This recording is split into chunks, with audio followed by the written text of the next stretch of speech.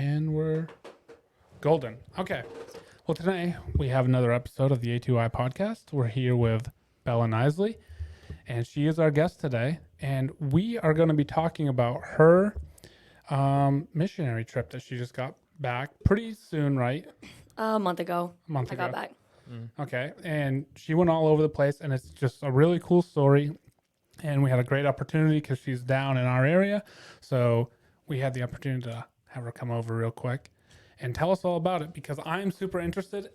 And just to let you guys know, anyone listening, I totally had the chance to ask her all these questions yesterday, and I totally refrained from it. So we have Dexter.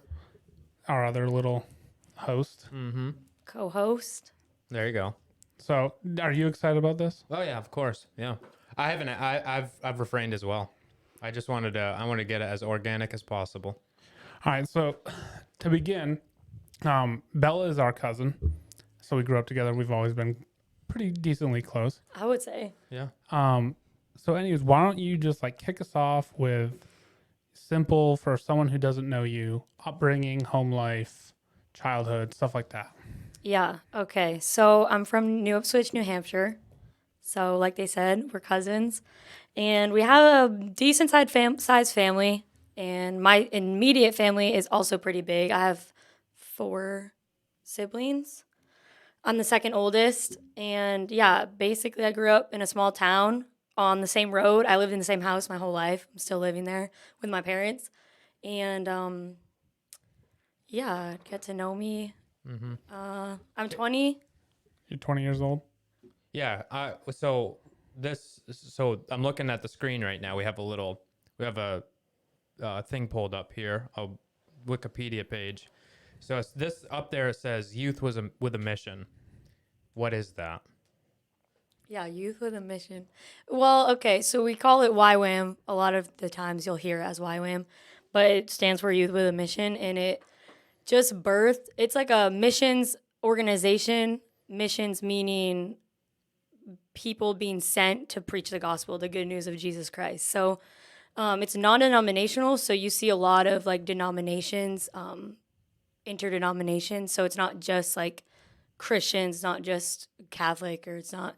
Anyways, but it's basically the vision of this man, Lauren Cunningham. He's the founder of it. He got a vision of waves crashing onto the ocean, and it was a bunch of youth crashing, and it's going from every nation to every nation, preaching the good news, like the gospel of Jesus. Mm-hmm. So he kind of just ran with it.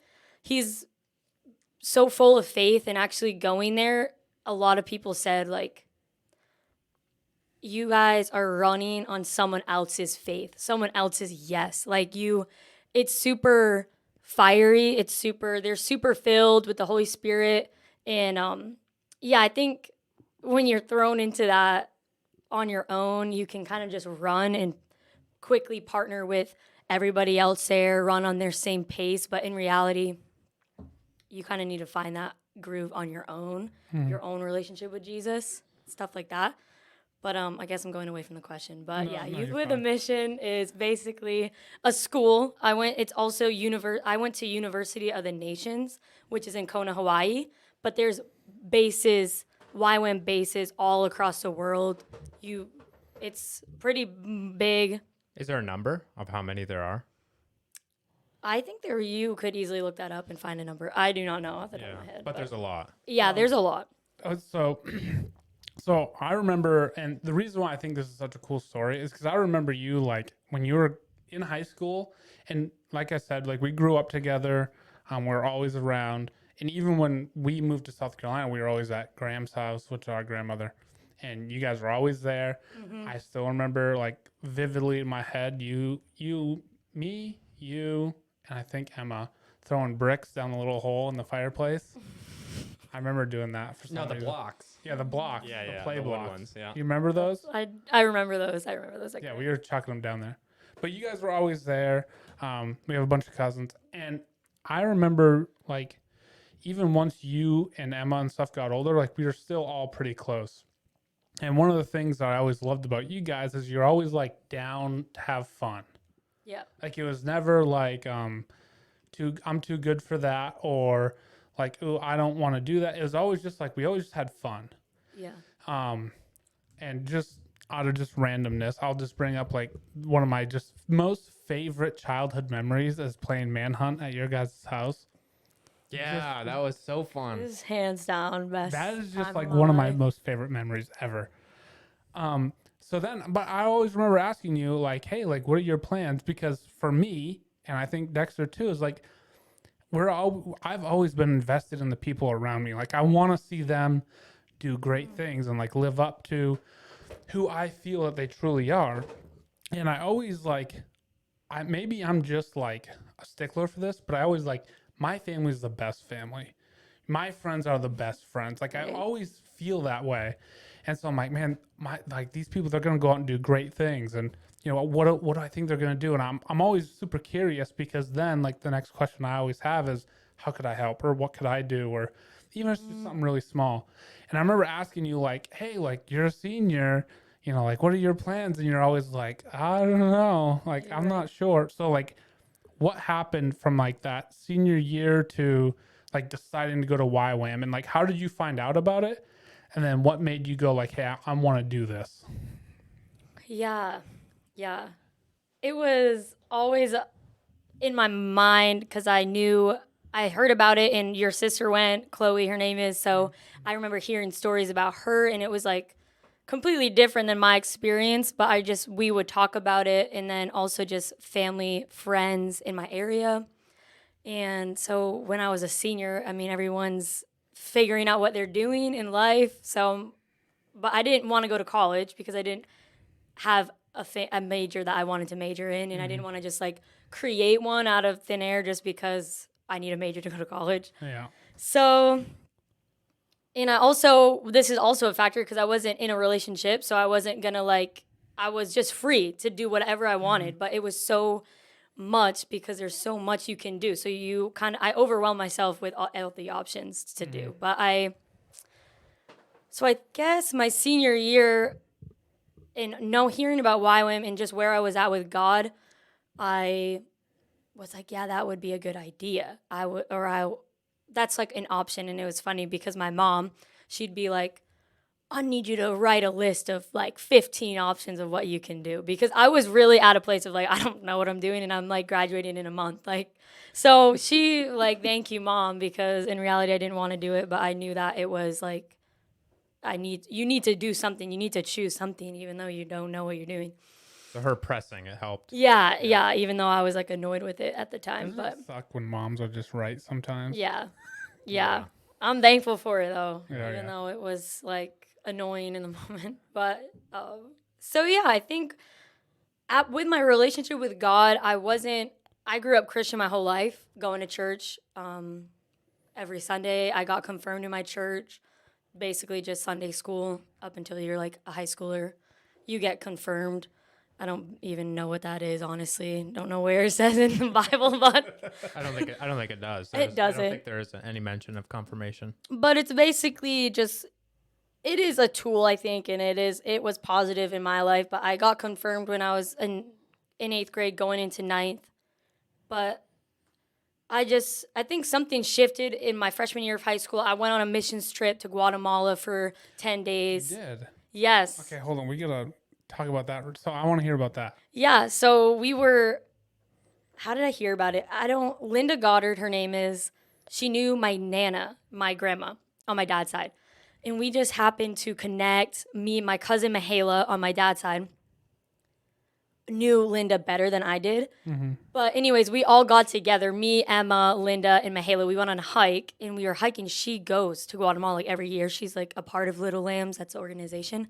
And they had a trip coming up, and we just were like, we want to go. And then it just was like, come. And then we're like, okay, we're going. And all of us were like, okay, let's go. So we funded the money and ended up going in February of 2019, I think. And it was a lot of fun. I remember I first got there. We flew in.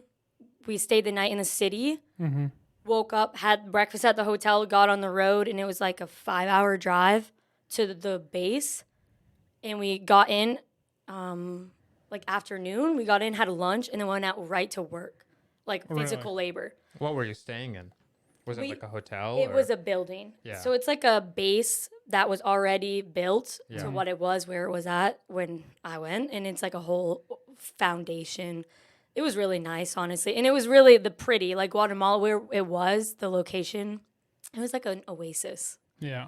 But anyways, they were trying to build a wall around the whole property. And then inside the wall, it's going to be like houses in hopes of like families to have kids, to adopt kids and live there. So I think, so when we were there, there was no houses or churches or anything. It just was like the one house that was started it all, the base where we stayed. And then we were building the wall around it. So we went right out to work and then came back, had dinner. And then I remember just in my bed, feeling so exhausted, feeling like, why did I pay to do this? Like, I came all this way for what? Like, it just was really, it was just a lot that first night. And I think just culture shock, just being in a different location with nothing familiar. Thank God I had, like, my sister, my cousin. Like, I did have family.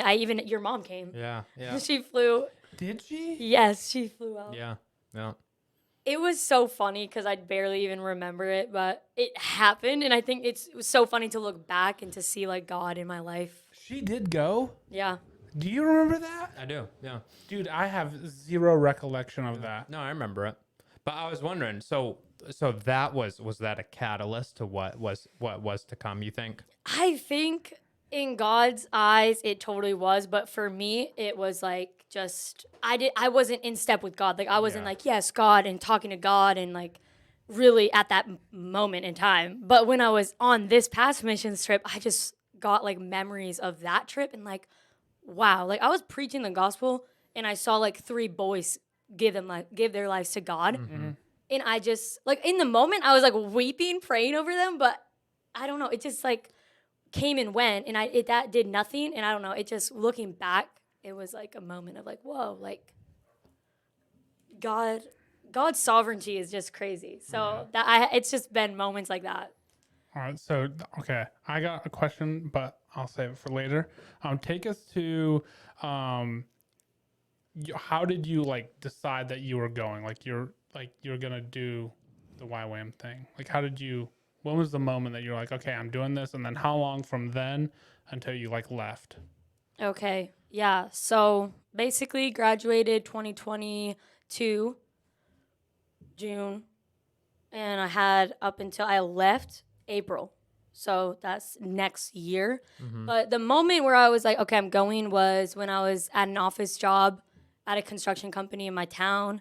And it was just like a 9 to 5 every day.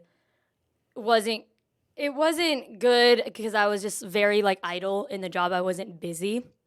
But anyways, I just remember God being like, I have so much more for you and for your life, but you need to say yes to it.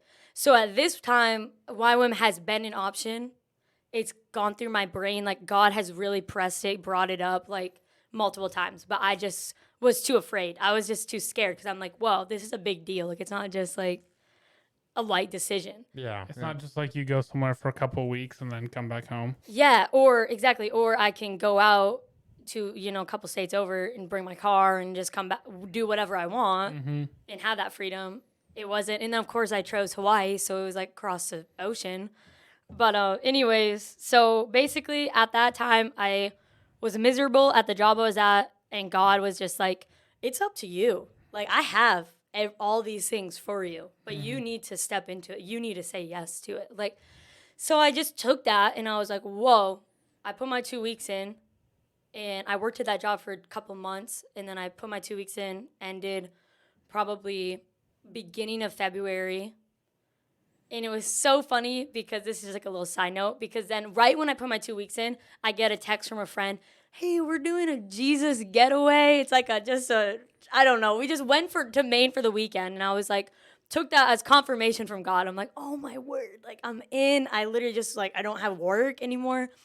And anyways, so back to YWAM. I decided on the base because that was like my excuse before. I'm like, I don't know where to go. There's a million options. I don't want to go to a base that's not functioning on biblical ground. Like I don't want to go to like a, I don't know, shaky base or anything like that. So it was just like overwhelming to pick a base. But anyways, when I heard that from God and I'm like, I need to just go. I just was like, okay, which one's starting the soonest, because I can't wait until September because I won't go. And then Kona had a spring start in April, and I just was like, guess I'm going there. And then Kona's base has multiple DTSs. That's what I did, a discipleship training school. So then I'm like, oh, which one do I do? And then there was only one available that like fit my criteria. There was like a Korean one, and then like a Crossroads, which is for like adults, kind of like families and stuff like that. So I was too young. So it was just even funny too, like that little thing of like, God, now which school? And there was only one option. So I'm like, yep, that's what I'm doing. I don't even care. I can't think So about what it. was the one option that you picked? Fire and Fragrance, Extreme Places. Oh, So geez. Extreme Places was our outreach. And they had, what it is like, it needs to be a location where it's like hard to get to. And I think Bibles, they don't have Bibles in their language. So it's kind of like a Bible distribution. Oh, okay. So it needs to be like a kind of like a place where they don't have Bibles. They've never heard the gospel. So you're stuff. going like out in the sticks. Yeah, which I remember going through because you have to have an interview, and she was like, it's Extreme Places, so it's gonna be like the hardest and darkest.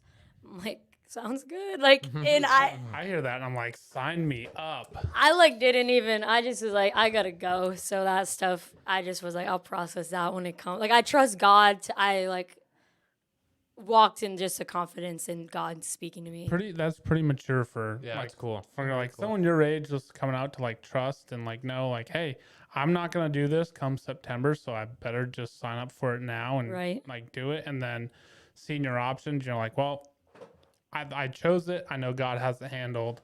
Like, let's rock and roll. Do you have anything to add? Yeah. So you pick the, what was it? Fire and Fragrance. What comes after that now? So yeah, it's a pretty big organization. So it has a lot of, they call it secondary school. So a DTS is like a prerequisite. You weren't there yet, or were you? Were you in Hawaii at this point? When you picked your DTS. Yeah. No. Okay. I did that and I applied. You have to apply and get accepted. Oh, and okay, All okay. that, the details like that. So yeah, I had known what I was doing, what I was getting myself into. Did they give you a warning? Of like, well, they talked about it and was like, just this is happening. And then also the heart behind my school in the spring, because they do a Fire and Fragrance January quarter, September quarter, and April quarter. So this quarter was Extreme Places and Brazilians. Like it was like the heart was for Brazilians. So they really wanted like the Brazilians to come. Like, so that was another factor. Like it was bilingual. So we had a translator for the first full week of Portuguese to English to Portuguese for the Brazilian people Oh wow. in the school. Okay. So that was also a big factor, I think.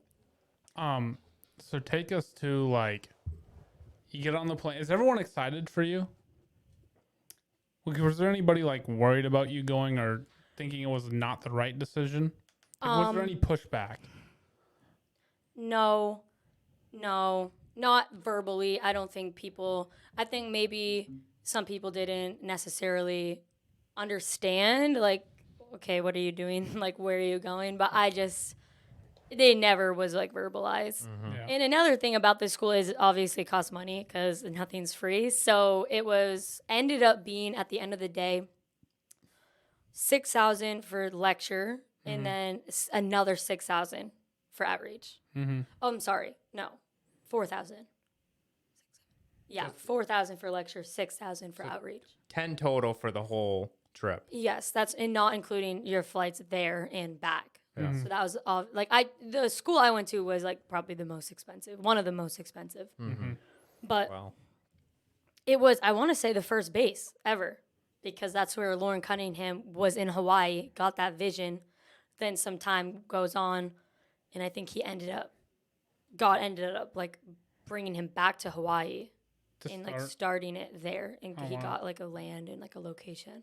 That's cool. So it's like a base that's very established, let's Mhm. just say, and big. Yeah. So you get on the plane and you fly over. What is your first, like, you land, like, what do you do next? Are you by yourself, or did you meet up with anybody on the way? No, I was by myself, but it was just funny because after my second layover, you're going to Hawaii and it's like on the same, it's arrival day. So a lot of people on the plane were like YWAMers or going to start the YWAM like Oh, school. wow. So it was just kind of like a looking around and being like, is this person going to YWAM? And Yeah. it was very like awkward, not awkward, but I just was like, oh man, like you don't know anyone, but you have to you're just doing it. Like Mm-hmm. you don't have time to be awkward. So, so I was on the plane when I got to Hawaii. I was walking and I don't even know the airport. It's like all open. It's like just a roof over your head. I'm like, I don't even know where to go.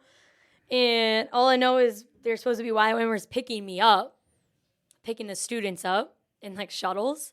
So I ended up talking to this girl on my same flight. And it was just like a moment of like, hey, like, are you doing like the DTS? And she was, and then we just kind of were in it together Oh, that's and cool. went to our bags and went to then the people. But it was very like, if she wasn't there, I would have been so lost. I would have been like, this is, It's always nice just to have like one person to go through things yeah, with. it was a big relief. I'm like, So, so, so you land, you get there, you meet, I guess, a friend. yes, You- it was you a make- friend. You make a friend, and you guys get your For sure. bags. So then they bring you to where? The base? Yep. You go to the Ohana court. It's just a big basketball court, basically, with a stage and a roof. And it's called Ohana, and that in Hawaii is called family. So, for context, but yeah, you get dropped off there, and there's like tables everywhere because it's not just my school's start date; it's like the whole quarter's start date. So there's Oh, wow. like I said, there was 3 DTSs in April starting, so they were all starting, and then a bunch of secondary schools were also starting. Like they have schools for worship, for counseling, for it's like a big. Oh, that's cool. So I found my table, and started doing paperwork, and then I got my key to my room, and you just went to your room. Would you just go to your room? So then funny enough, this is it's funny enough. Before I went, I don't know if you have heard of the Send. Uh-uh. It's No. like another organization, and it's basically, I think, Heart. The Heart is for America, Gen Z.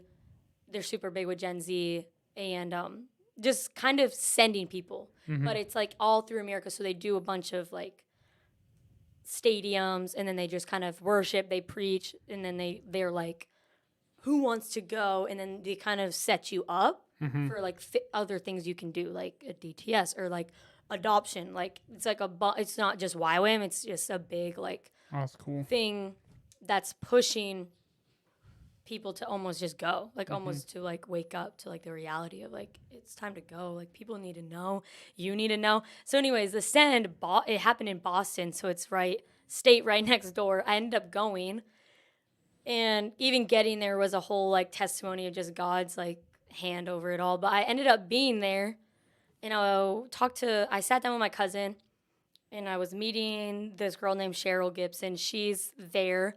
I'm texting her, oh, we have seats if you want to come. And I'm talking to my cousin. I'm like, I'm just going to stay here. We're already sitting.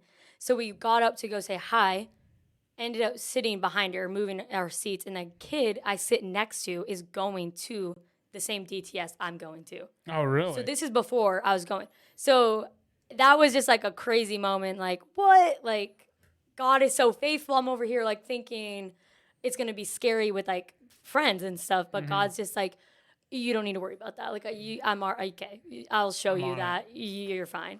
So anyway, so when I arrived, he had already been there. So he kind of came up, and he's like, he's like a Brazilian, so he's crazy, and like they are huggers, so they were just super like hospitable. So he was like, and he had already been to the Kona base.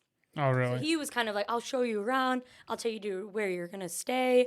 Da da da da da. So I kind of was embraced. Like I wasn't like I don't know. God was This just is like a friendly there. face. Yes. So he kind of was like, if you need any help, whatever. So he led me through the whole like getting my key and all that. And then I started to be led because we just by groups, whoever was with us. We're going to take a group to the rooms. One of the girls is in my room. So I just got to kind of walk with her. Her name was Sophia.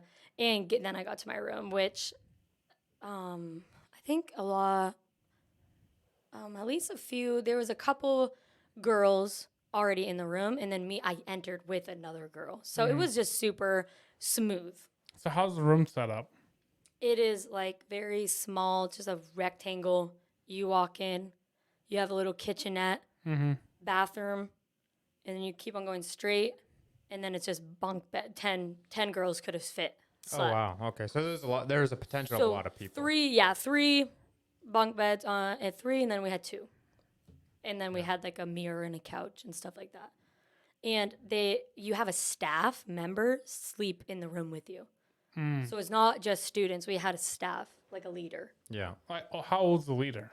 22. No, okay. So it was, and we had leaders 18.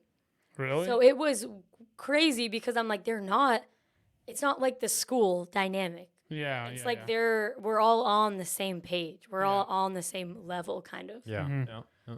So that was kind of weird because I felt so young and little, but in reality, we're the same age. Like everyone else there is like Yes. pretty much the same. Like within a couple of years of each other. Yes, it's just young adults. So how does it like? Do you guys get like a couple of days of leeway before you start like the teaching and stuff like that? Yeah, we did. We arrived. It probably was a Thursday, and we didn't start class until that following Monday. But we had like orientation, kind of Yeah. things like that, kind of for the base. So it wasn't just my school; it was with the whole base, the whole build. Like, Yeah. So every school. And then how long? So you get there, you have orientation, you have a couple days free time. How long is the teaching for the DTS? How long does that take? Like day by day or the full? No, like the full program, like until your education is done and you're being sent out on mission. 3 months. 3 months of teaching. So you like lived at Kona for 3 months. Yep. And then did you come home in the middle before you left again, or were you just gone for that entire time? No, we left from the base to Okay. IRH. So, how is like your first? How is your classes and all that like structured? So You basically, you start on Monday. Like what was your day to day, and then like the structure of the class and the education and stuff like that. right. So every day, it was pretty scheduled routinely. Like it was every week looked the same, but it was different, of course. But anyways, so we would wake up. Breakfast was at a cafeteria, so you had to get up, and it was from 6 to 7. No, I want to say actually it was 7 to 8 a.m. 6 or 7 a.m. Breakfast. Class started at 8. No, scratch that. We had worship, Monday morning worship. So a time of worship in the Ohana court. So the big, everybody, it was a base thing. So it was full. A lot of people for worship. And then we'd split, go off into class at 9:15. And then that would go to lunch with a break in between. So we had like a little snack break in between class in the afternoon. And then after, we'd all go to lunch. And after lunch, you had either worship and intercession, which is just a time where we'd all go. It was another base thing. So everybody would go and you just worshiped. And then we would have a prayer point, and we would everybody would pray for that topic, being led by whoever was on the mic speaking throughout that hour. So then we'd do that.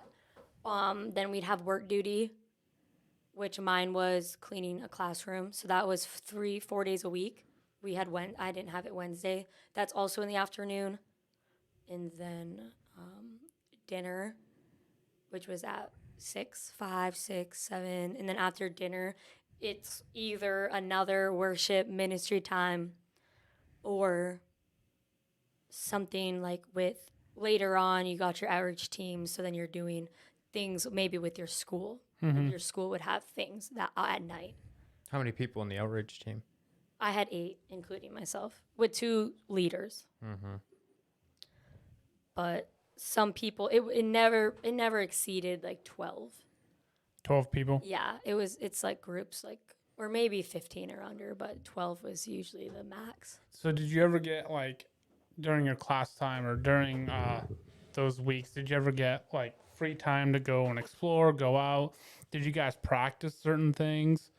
Or like take like some of the things that you were learning you're going to do and like go out into Hawaii and like do that stuff? Yeah, okay, that makes me remember because you did a track, they called it. And it's basically an elective in school almost, like art or PE or something like that. So you had options and it was either like music, media, life bearers, which was like for like pregnant women, just kind of the assistant. I don't know what it's called, like a Duna, not Duna, something like that. And I can't remember the name, but anyways, and then messengers, which is what I did, and it was basically being taught to like evangelize, being like an evangelist.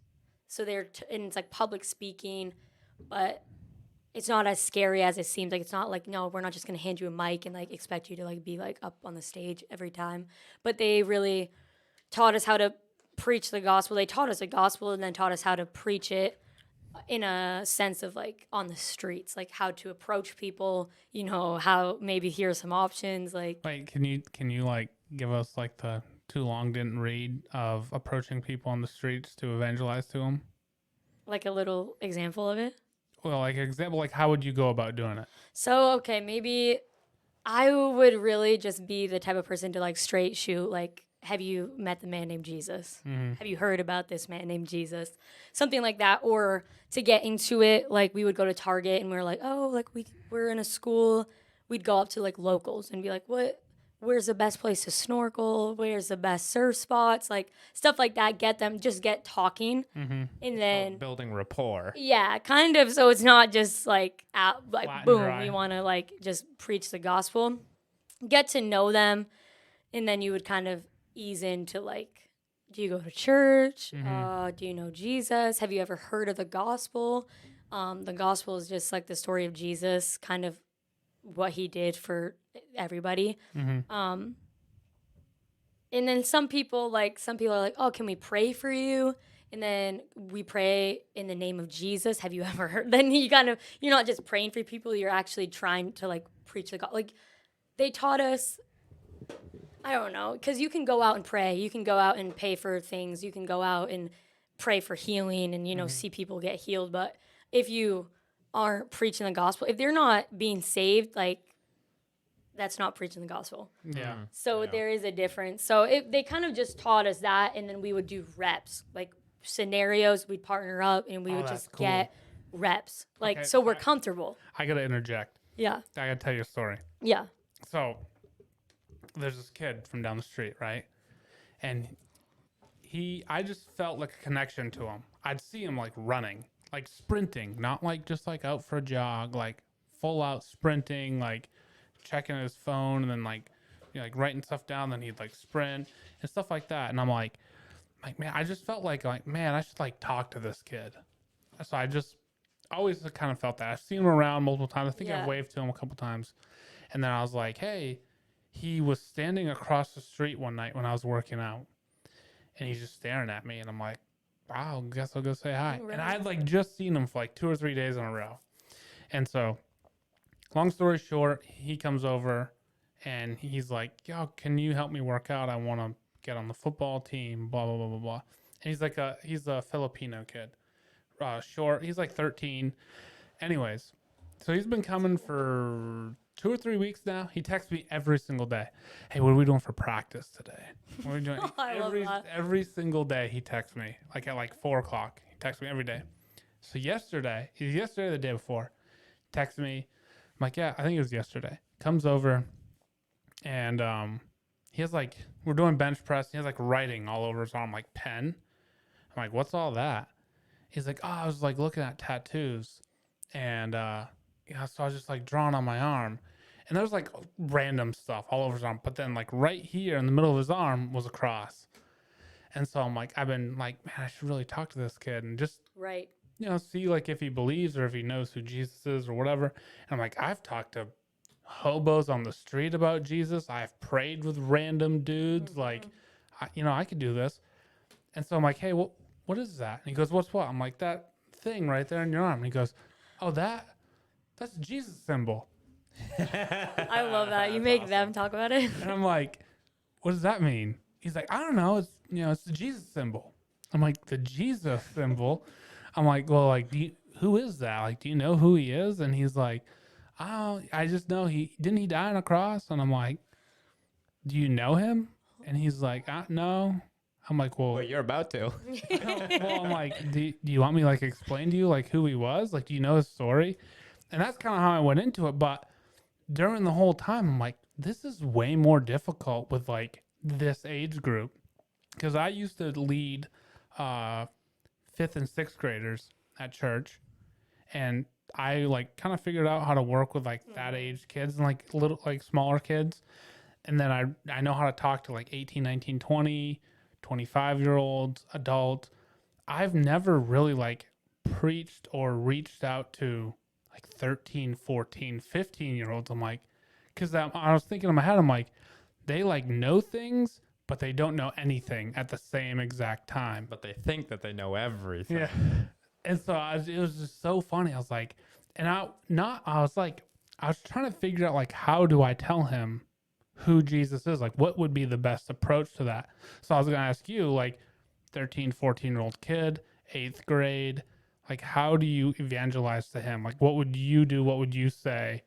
Right. If obviously, like, you don't got to come up with like a scenario, which, would Right. come up, but like, if he asked you about it, or if you said like what I said, like, hey, do you want to know who he is?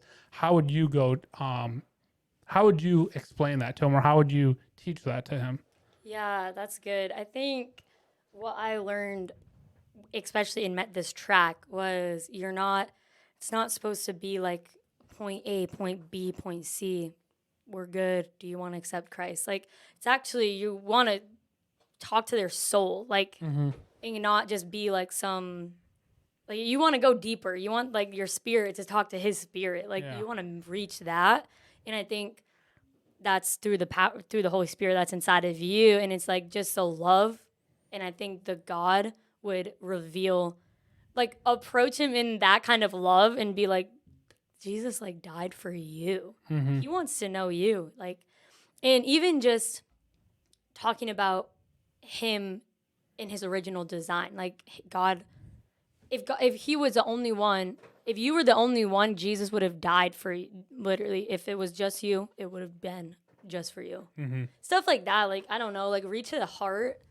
And then, of course, like, things that actually will be like tools, kind of just a Bible, just church, just kind of like introducing him to reading his Bible, studying the word. Like, sometimes we'd even go into and read the Bible. We'd be like, let's just go and read a story. And then we were taught like a way to do Bible study with people. Yeah. That's what's called discovery Bible study. So it's just like, let's just read some scripture right now and let God just like have his way, like, and that's bring revelation or Yeah, it is the living word. yes. So it's like really cool to even have you read it and get revelation, but also then having him be like, whoa, like, this is what stuck out to me. And it's usually nothing I would have thought of. Like, Yeah. Did you run across like sticklers? People that were like, nah, get out of here. yeah. Oh, yeah. People who just don't want nothing to do with it, or like, okay, no, like, they don't care, which is just tough, but it's Did you just kind turn of like, around, or would you just like say, well, why? Would you question them at all? we did not question them. I wish we would have. That's a good idea. Kind of like, why not? Or even just, what does that mean? Why did you do that? Yeah, right.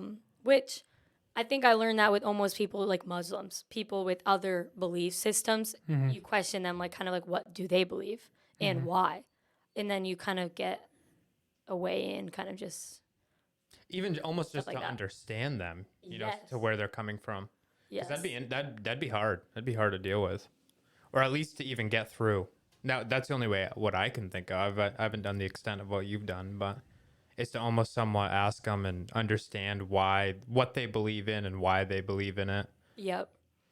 Oh, that's cool though. So, so you're going to classes. you pretty much sound like you have a pretty rigorous schedule there. Yeah, it was full. What did you?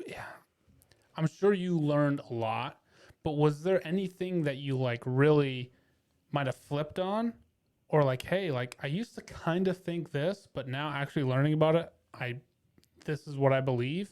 Was there anything like that? And then were there any other like, I wouldn't want to say you changed your mind on anything, but like not necessarily stuff you changed your mind on, but was there anything like, oh, I never knew that?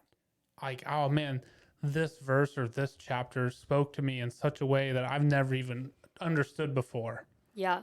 So do you have any of those like while you're there in Kona, like during the teaching, anything like that came up? Right. So he definitely every day, probably. Really? Honestly.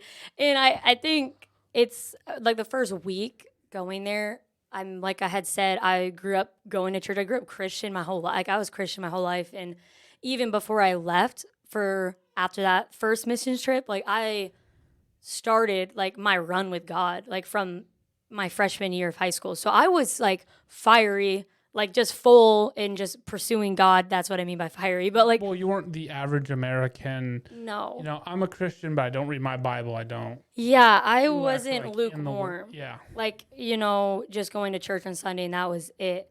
I knew that there was more because like the Holy Spirit just met me and showed me that there was more and he actually wants me a part of it. And but the life I lived in the town I lived in, it wasn't, I mean, you guys know it, but it's not like that at all. You have a lot of passive believers. You have a lot of lukewarm believers. And so I thought I was like, a little above that. Yeah. So, but when I went to YWAM, it was like, Jesus, who? Like, I didn't even know. You were humbled. Yes, I was so humbled. I'm like, okay, I don't even know God. Like, I don't even know him fully. Like, not to like beat myself up, but I was like, it was like sobering. Like, whoa, there's things that I can find here. And that was just through school. Was that right away? Yeah, right away. And every Friday we had it was Bible Friday. So a speaker would come in, a new speaker every week, and they would do Monday through Thursday. And then every Friday it was like Bible teacher would come in because they have Bible schools. So the teacher would come in and like just teach how to study the Bible. Then we would study the Bible and like things like that. And I mean, I was reading my Bible. I'm like in a completely different way. Like, I'd never read the word and got and received what I received before then.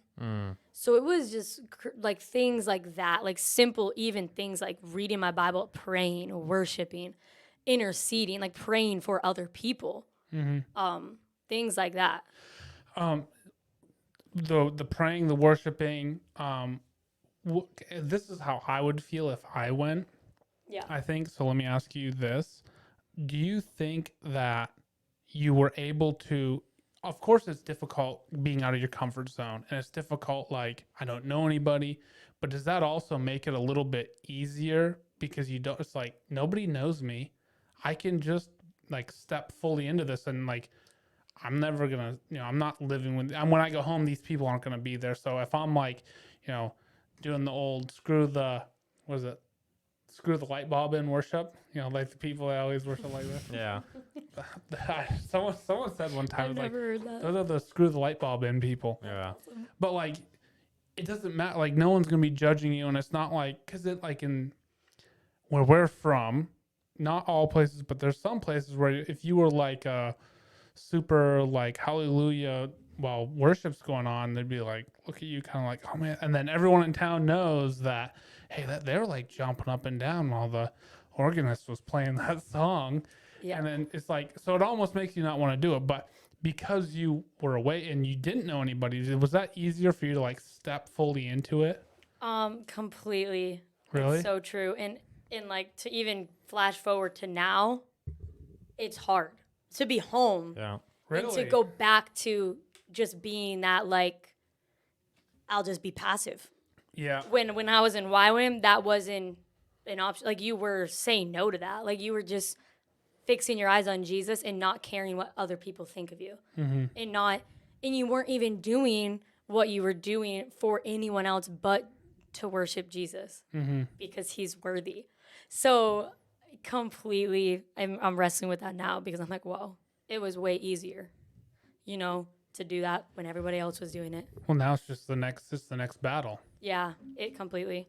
So yes, it was completely easy, and I think just having that opportunity. I remember talking to my sister Emma, like I could be whoever I wanted to be. Like when I was packing, I'm like, if I can be into like different style or different. I'm like, they don't know who I am. Like this is maybe who I am. Maybe I'm the camera person. Like I'm the one who's taking all the photos. Like I can be whoever I want to be.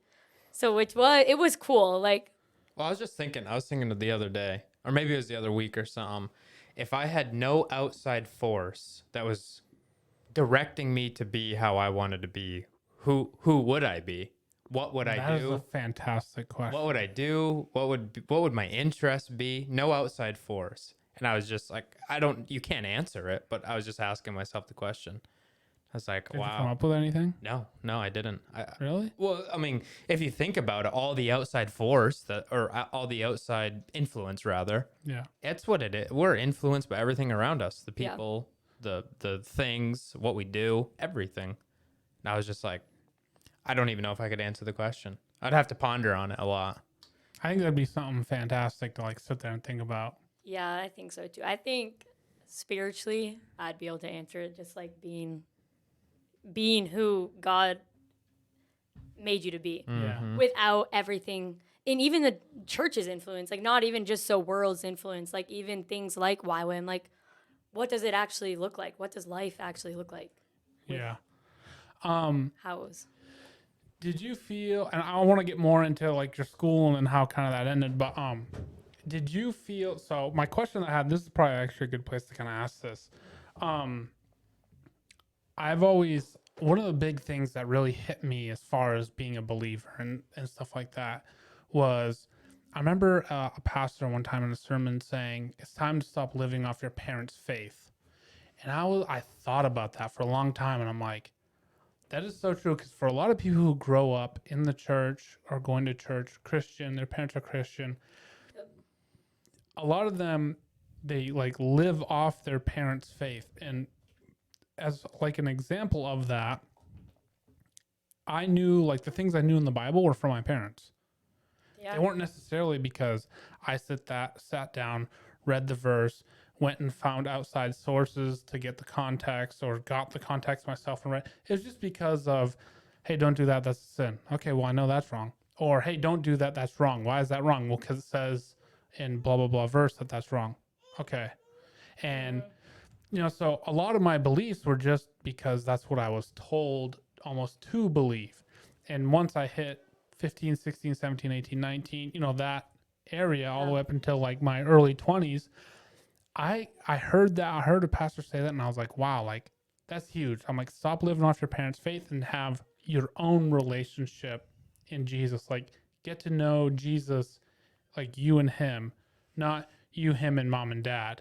Yeah. And so comparing that to like your first mission trip and then you heading out and going to Kona, and do you think that made an impact because you were like, you weren't a kid anymore?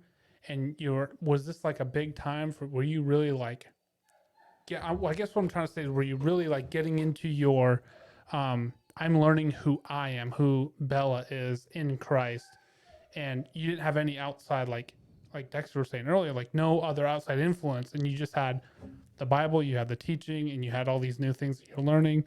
Like, how did that, I guess, your maturity, like spiritually, from your first mission trip to like you're in Kona and like learning all these new things, like how did your spiritual maturity compare? Yeah.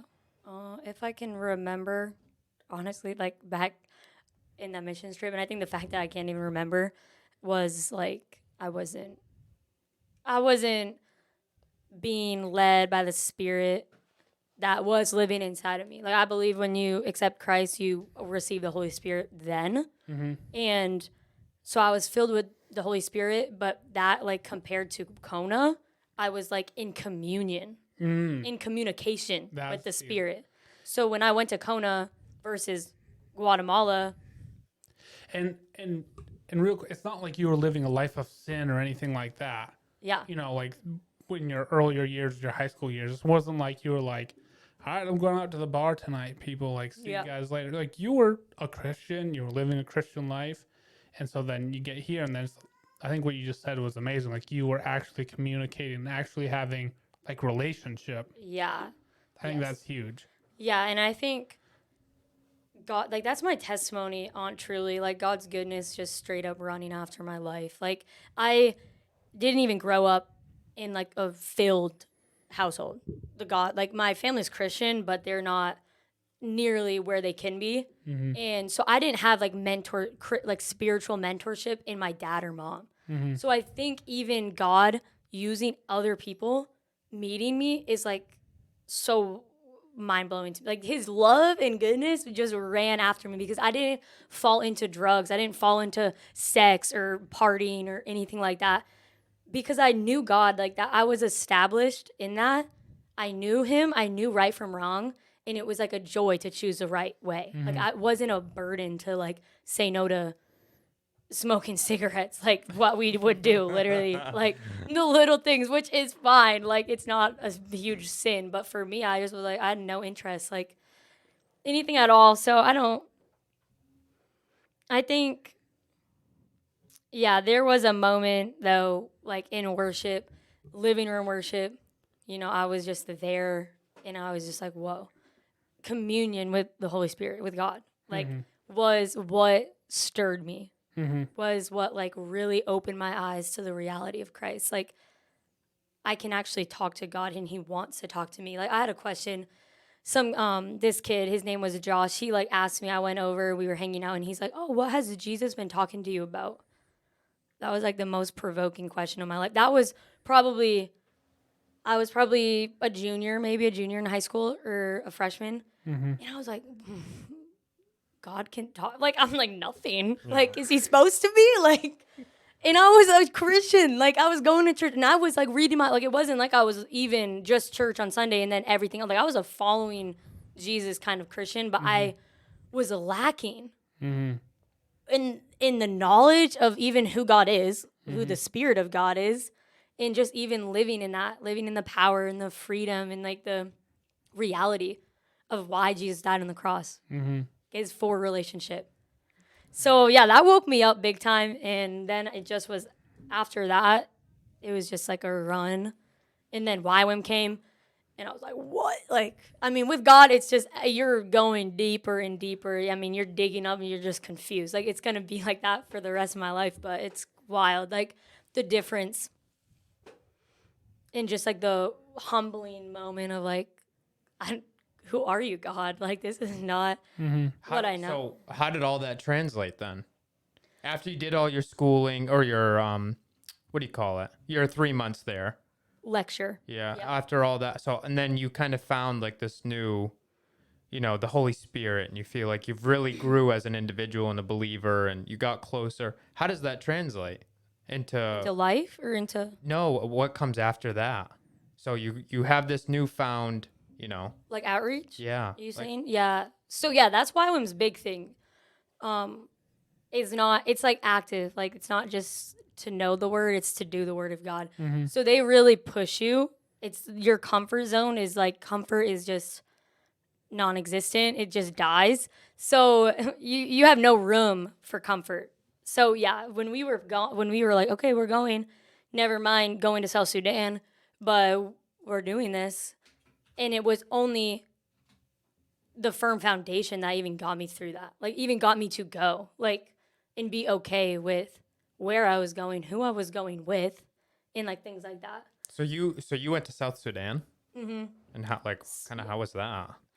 Yeah, so we went. There was the place right there. Yeah, that's the flags. That's the flags. Yep. Oh, cool. I'm just checking. So you could search the Ohana Court and then see that. That's kind of what I've been talking about, a lot of it.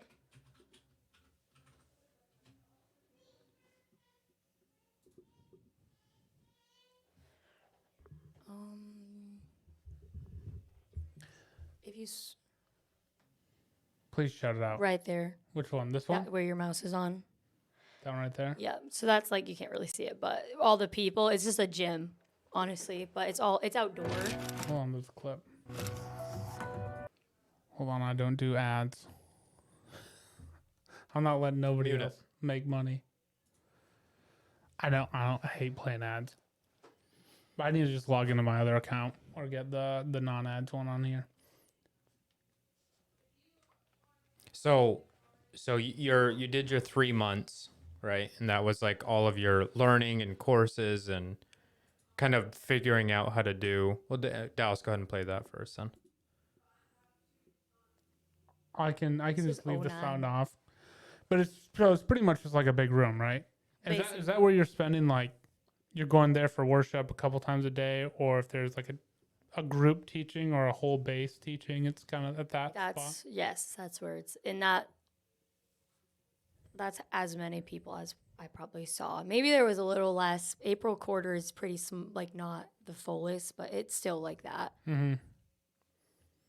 What kind of music? Kind of anything and everything, or is it their own stuff? It's a lot of, I don't know how to describe like the worship music but it has a whole band, and it was sometimes their own stuff. So they have like it's called YKM, which is like Kona music. I don't know what the Y stands for. YWAM Kona music. Mm-hmm. So they have a whole school program and whole thing where I think that they would create songs and like publish them. Oh, So you can like go on Spotify and search YKM and hear their music. Seems like this right here. Yeah. That's it. That's Yep. the outdoor part. Yep. So it's just a roof. That's super cool though. That's just Hawaii though. It's How's nothing I else. can't believe it took me this long, but like, how's the weather the whole time? It was like 75 the whole time. But it's the big island has like the 12 climates. Mm-hmm. So you could go to like the top and there's snow on the mountain. Oh, dang. And then you like where we were, you looked up at the sky, you look to the ocean side, it's like blue skies, partly cloudy, and then you look to the right and it's literally just a mountain and it's just all cloudy. So it was very mixture, but it was like 75. It barely rained. When it rained, I loved it when it rained. It's like a nice rain. It wasn't. Oh, and then you asked her about like the outreach stuff or like getting to go. Yeah, to South Sudan. Yeah. Yeah, I was just gonna ask like one last thing about Kona. Did you guys do you ever go anywhere did you ever do like any like free time adventuring, touring, just like to go kind of see the sights, or did you not have any time at all for anything like that? Yeah, we had the weekends off. Oh, really? So we had Monday through Friday, like school, and then Saturday and Sunday were free. We weren't required to do anything. You weren't required to go to church or anything like that on Sunday? Or No. did they offer it? No, they didn't have a church on the base, but people went to church, and I went to church a few times, but it wasn't like required by any means. Mm-hmm. So it was tough because you didn't have a car. So I didn't have a vehicle. You would have had to rent or walk or Uber. So it was tough, but the campus was like a 5-minute walk to like a downtown area, which then you could go on a trolley, like a little bus for free, and it just kind of drives down Ali'i Drive. Mm-hmm. So you could kind of hop off at like a beach, but it's like a bunch of like volcanic rock, like so it's not just sandy beaches that it's like easy, big, like nothing like that. So it was tough, honestly. I honestly didn't even go to the beach that much, if I'm being honest. Really? Probably a handful of times, and then only a few times to like an actual beach that you would have to drive like 20 minutes. But we went to like cliff jumping spots, the end of the world, which was cool. It was cool when we had cars. It was just like a cliff jumping spot. Oh, really? So we did that, and then when my family came, so then I had a car. So then we went to Mauna Kea, the mountain, which was where you saw snow.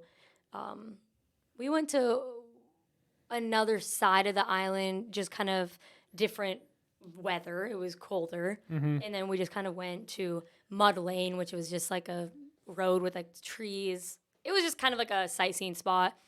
So that was cool. that was with my team, my outreach team, and they had a car. So it was nice that we cool. could like go and do some things like that.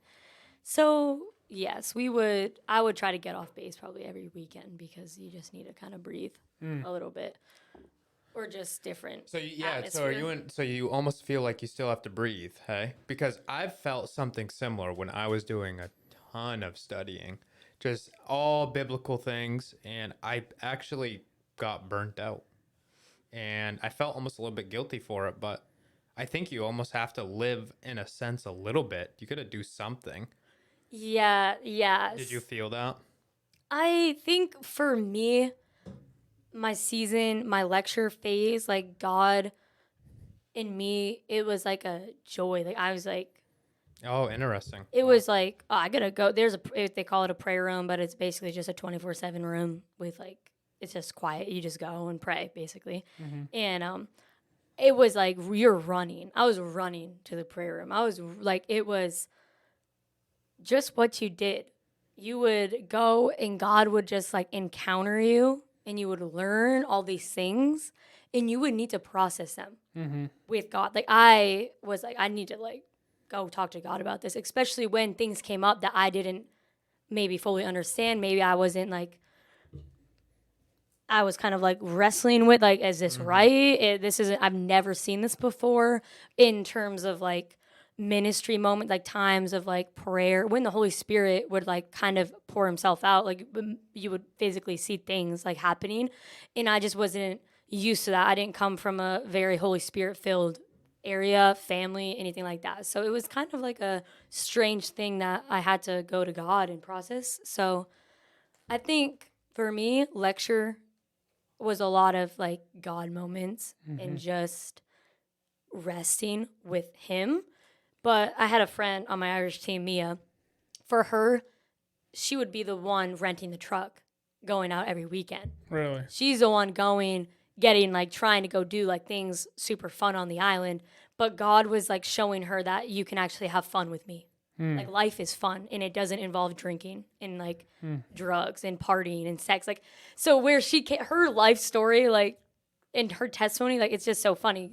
They're both good, but it was just completely different. Cause for me, I was kind of MIA. Like, I was just like, not, I would go out and I would have like my friend group, but it wasn't as like extravagant as I was imagining it to be. Yeah. Okay, that makes sense. Yeah. All right, so take us to how did they tell you where you were going on mission, or did you pick? So they had the 10 options, and it was like 2 weeks into lecture, so it was pretty early on, and they gave where, roughly what it was going to look like, basically like kind of how life would be, like sleep, if it's going to be hiking, if it's going to be, you're going to be living in a tent, if it's things like that. And then they gave us 24 hours to write down like our top 3 like options. And it was basically, the 24 hours was basically a time for you to go and pray about it, like, and actually go and seek the Lord on it and be like, God, where do you want me to go? Or where am I going? Because he knows exactly where you're going. So you knew, and it's stressful, kind of like I was stressed and not stressed, but like overwhelmed. Like I'm like, oh, like, God, like, give me a dream, like, send it in a dream, like, talk to me. So I was kind of stressed, but I actually ended up just saying, send me anywhere. Like, that was an option. So I just said, send me anywhere for all 3 options. Yeah. And then as the time went on, they, like, sent you up to the Ohana court, and they had a whole, like, projector, and they would do, like, the leaders, and the leaders would, like, run into the middle. And then the team, so then your team, everybody would like read their name quickly, jump in the middle, and then they would be like the location. And then of course everyone's freaking out, like we're all screaming. And so that's kind of like how they revealed it to us. And then so when I got South Sudan, I'm like, and it's funny enough because I actually thought I had a feeling I was going there. I actually was like, okay, I think I'm going to South Sudan. And then Wait, so what were the 3 options? I said, send me anywhere. Yeah. But there was 10 options. Did you know what they were at the time or no? No. You didn't. No. it was, well, no, I knew my options or, Yeah. Like, what were where were the other places that you could have been sent to? you could have been Mozambique, Guinea-Bissau, Gambia. These are Africa, Mongolia, Egypt, and Pakistan, Brazil, Tajikistan, like Central Asia, Africa, and then South America. I think was it. Dang, those are some hot areas. Yeah, it's extreme places, so they don't mess around, and it's like, I don't. It's just they're like, okay, no, you're sleeping in a tent, you're gonna be hiking, you're da da da. We had to do CrossFit. They have CrossFit. It's called RTC, Respect the Corners. So you had to, on some locations, it was like required. 2 days a week, 3 days a week. That you work out. Yeah, that you like physically train. Yeah, so it was so fun. I have so much more respect for YWAM now. It was so fun. So you have that on the options, like you know what you're gonna be signing up for. Mm-hmm. So, anyways, funny enough, Did you have to do CrossFit? yeah. South Sudan was on that option, so or under that. So it was awesome. And my dad, it was funny enough because I read all the lists to my parents because they're like, call your parents. They like respect like your parents and stuff. So they're like, get their opinion and just, let them in on the decision. Mm-hmm. Let them pray. Let them whatever. And so I listed them all off. My dad was like, just not South Sudan, that's not where I want you to, like, no, probably not that. So it was just so funny because then I read my name, read South Sudan. I'm like, oh, and it got like real. Like it was just fun and games. And then it was like, whoa, we're going to South Sudan. What is that even going to look like? So I kind of started to get like nervous. Like my heart like was pounding. Like, oh man, like this is so funny. Like my dad, like I need to tell my parents. Like they got to know. Like this is just wild. So I think I started to freak out, and then immediately after you like got your teams, you met with your teams and the leaders. So we were met with the teams, and I was like freaking out still. And I just remember running to the prayer room, and just because I was like, I need to like talk to God about this, and He just brought me to Psalms, and it's like, I am your refuge, I am your strength, like you. And it was just like a verse. I actually have it. Let me just read it. Yeah, read it out. Because I got it. Make sure you say chapter and verse too. Yeah. Let's see here. I actually think it's... Is it 23? No, but that was a big one. I'm the good shepherd right here. That's a big one. I wrote it right here. I love you, O Lord, my strength. Psalms 18, 1 through 3. The Lord is my rock and my fortress and my deliverer, my God, my rock in whom I take refuge, my shield and the horn of my salvation, my stronghold. I call upon the Lord who is worthy to be praised, and I am saved from my enemies. So after, I gave it to God, after I was honest with God, like, He cares about my feelings. So I was just like, I'm scared. I have no idea what it's going to be like. You look it up and it's like, don't travel. You see nothing good and everything like that. But I don't know. I just kind of had just a moment with God with it. He kind of was like, you're good. Like you can find safety in me. Like I'm like your refuge. So then I was like feeling much, much better. Like I was okay with it and I was excited. And then we did a lot with your team. So after we got your team, it was like I said, that was just 2 weeks into lecture. So I still had like 3.5 months, 2.5 months with them. So then we got into a lot of, you were doing team time once a week. You were doing processing hour on Fridays with your team, things like that. And then of course, just all your our activities, we went and hung out and did things. That's super cool. Which was really cool. And it was really nice for me.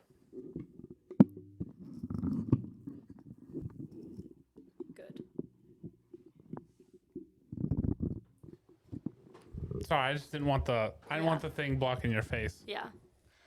I So didn't see that earlier.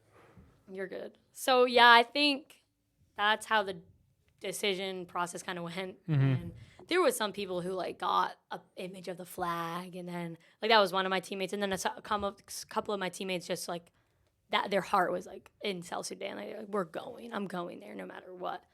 So that's kind of how some of their decision making went. But for me, it was like, send me anywhere. And then I just felt like it was South Sudan. Like I was like, God was like preparing me. Like, and I also wanted that like tent living RTC. Like I did want that. So I'm like, okay, that's really where I want to go. I feel like that would just be the best, like fun, extreme, like crazy. So I think after going through like the emotions of it all, I was excited to go. So, number one, I want to hear about the workouts. So tell us about that. Tell us I want to hear how you prepped for it. Like, how you prepped for it, and then, like, what you packed, what they told you to pack, or did they give you a list? And then, is there anything you want to add to that? Was it dangerous? Yeah, then I want to hear, like, did they give you any, like, training, or, like, speak about that? Yeah. So, okay, RTC. So then we started right away into RTC 3 days a week, 2 or 3 days a week at 5:30 a.m. We'd all have to run up there and then do that for an hour. And it's early in the morning. That's Yeah. So then it's 6:30. So then usually you get the breakfast because you're up and stuff like that. So the workouts, what were they like? They were rowing, the bikes, burpees. We did pull-ups. We did like a lap, like a warm-up lap. And Have you do any, like, weight stuff or no? nothing with like a bar, but dumbbells and Kettlebells? and sandbags. Oh. We did in like the weighted ball. Like we did a group exercise. So you're with like 3 people, team of 3, and then we just walked in the circle, and everybody had a weight.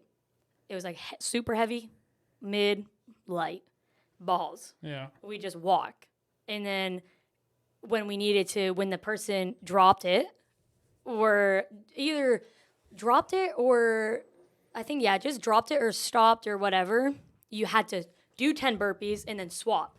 Oh. So you were constantly with weight, and like it never stopped. And then you did burpees if you stopped. So it stopped to switch. So that was like one of them, but that's just kind of CrossFit, just kind of making it fun. Did you like it?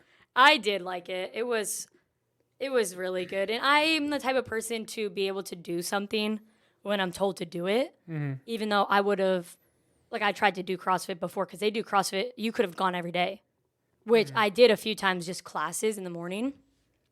But it was so hard to do, like get that self-discipline. So it was nice. I was excited to be like forced to do it. Well, at least you had like a little bit of like athletic background too. Yeah. It wasn't new to me. Yeah. What was happening, which was nice. What was the next one?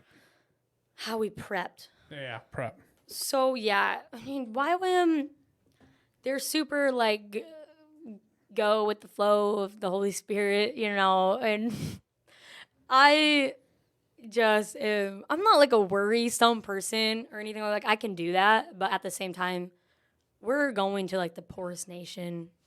What is to be expected? Like, what are we gonna have some sort of like, are we gonna have guns or like things to protect ourselves? Like, what's gonna happen? Do we have any sort of plan? My leaders are the same age as me. I mean, Manon, his name was. He was like 28, but he had never been camping before. Oh, So it's so like wild. Like you're just going, and he's like, you had to buy your tents, all the gear. So he's like, you should like look up tent. I like took that, and we like did a bunch of tent reviews, and good to get our tents and our sleeping mats and our water filters and stuff like that. So we did just that practical end of like, this is what we need kind of for the team. That's what the leaders took care of. But for you personally, they didn't have like a checklist of any sort of, they did, but it was nothing. Like I did a lot of it myself, putting it together. And of course it like excited me. I'm into like backpack. I don't do it a lot, but I'm into like that outdoorsy stuff. So it was fun for me to like. What did you end up getting? Like, what did you end up bringing with you? So I ended up with a solar power charging portable charger, Yeah. water filter, water bottle, solar powered lamp, blow up like it was like small, and then you The squish one. Like you like can yep, put it and down. then you like blow it up, and Yeah. then which came in handy. I loved it. I had to get a backpacking backpack, which I was happy to get. I brought liquid IV, the powder, Ah, so dude. I packed that. The couple guys, he's super into working out, so he was super like, I need to get my protein intake. So they're getting protein bars and all sorts of stuff like that. And then clothes wise, it's hot. And for us girls, we couldn't wear shorts or like tank tops. So it was basically just pants, like athletic pants or like workwear pants, Yeah. or skirts, and then t-shirts, and then like a dressier but t-shirt, stuff like that. So that was like clothes. Hat. No, I brought a rain jacket, and then our team we traveled with a sleeping bag, a mat, sleeping mat, tent. With one person tent or I multiple? had a blow up pillow. We traveled with three person was the max, and then we had a 2-person. So it was 5 girls. So we had a 3-person tent and a 2-person for the girls, and then the guys had a 1-person. Or maybe it was a 2-person and then a 3-person. So it was like one guy, two guys. So how many of you total going to South Sudan? 8. So there was only 3 boys and then 5 girls. That's it. That's all who got sent over there. And was there like a Yeah. base over there that you were like meeting other people? Yeah, so we had contacts. That's what they called it. So people established there. They know what they're doing. They've been to where we're going. They're the ones leading us, kind of setting up what we're going to do for like ministry, just what we were going to do our whole time there. They set that all up with our leaders. They like talked back and forth and planned the whole trip. That wasn't like that wasn't our school leaders. That was our outreach leaders who planned outreach and did outreach basically. So that was basically it for prep. We did have classes where speakers would come in and talk about like, just practical things, like even People just that had been there before. no, not necessarily Well, we actually talked to a South Sudan team who went there and went to the same tribe we were going to, okay. Caught in Toposa. So it was very nice to talk to somebody who did it and went through it. And that was like good. And actually, but it was, of course, not exactly what ours even looked like. It was different, and it ended up being different also, ours versus theirs. So you hop on the plane, you head over. What's it like? Yeah, we flew to Kenya, and we were driving into South Sudan. And the travel was crazy. You're kind of entering into outreach. We went to Seattle for a little layover. So that was like, okay, we're out of Kona. We're doing it. Then we popped over to Qatar. That was like a 15-hour flight. And then we flew into Kenya, and it was chaotic. The airport is just undeveloped. Not super undeveloped, but just, dirty. A lot of people there like trying to pick up your bags to get money, like trying to do stuff like that. And then, but we had our contact, Jason, his name was, picked us up. Or, no, sorry, not Jason. His driver. So the contact sent a taxi driver to pick us up in Eldoret, in Nairobi. Sorry, this capital city in Kenya. And so we drove and we went to a place to stay because our contact was in Eldoret. So it wasn't even in Nairobi. So we stayed at another like Christian organization house. And it was just kind of travel the first week. Of course, when we first got there, first weekend. But we ended up getting to Eldoret, meeting our contact. And that was probably Saturday. And then Sunday, we were going to church for like the start of like ministry and stuff like that. And it wasn't just free time. Like our days were full. We did a lot of stuff as a team, like Bible burns, we called it. We just read through like the whole book of 1 Corinthians just nonstop. We had like a 4-hour planned quiet time, like just to be with God and you alone. And we did worship and intercession, that being led by it's shifted every day, but we did that every day. So our hours were full of still constant like prayer, worship. Wait, so I have so many questions. So you landed in where? Because you drove into South Sudan, right? Yeah, so we were in Kenya. So you landed in Kenya. That's where the plane landed. Yes, in Nairobi. So as you can see, it's the right Yeah. bottom. So And you get there. What's the culture shock like? it's just Is it city looking? I've seen Nairobi. I've city. seen pictures. it's city, and I think it's just not. I don't want to say undeveloped because it was pretty undeveloped, but nothing. Affluent as like the Americas. No, The West? no. So yeah, that was no. I wouldn't say it was dirty. It was like I was like so like on edge. Like get all our bags. Don't. I'm just super that person to like make sure I'm safe. Like, and I'm like looking out. Like, where's my exit? Like where? And it's so unneeded. And my leaders were the complete opposite. So I had a hard time with that. Like I didn't like how they didn't. I would ask about first aid. They're like, we have that covered. And I'm like, well, how do you have it? Like, I wanted more from them. And I ended up talking to them about it, of course. But I remember when I first got there, we first started talking. I'm like, we're going to South Sudan. Like, I need information. But they were like, it's taken. Don't worry. Don't worry. And I'm like, I'm not. Like, I don't know. It's okay to worry because it's unsafe there. It's not a safe place. So it was a challenging thing with just your team. But yeah, so I was definitely just aware and just trying to like get from point A to point B. Yeah. With all my things, all of our things, Did you have like a safely. bunch of stuff? Like, was it just like everyone in like one bag, or was it? Yeah. Like, did you guys have cases of? Right, yeah, we did. We traveled, everyone had their own trekking backpack. That's what we only could take. And then we had a couple team bags just with supplies to maybe, it literally was like crayons, paper, things to do things with the kid, like ministry things. And then we had a bag going for Juba, our time in Juba for the Juba base. Yeah. Because we met the leaders of that base. Their parents are from Hawaii. So we ended up meeting with them and they had a bunch of stuff. So we took that. We traveled with a guitar.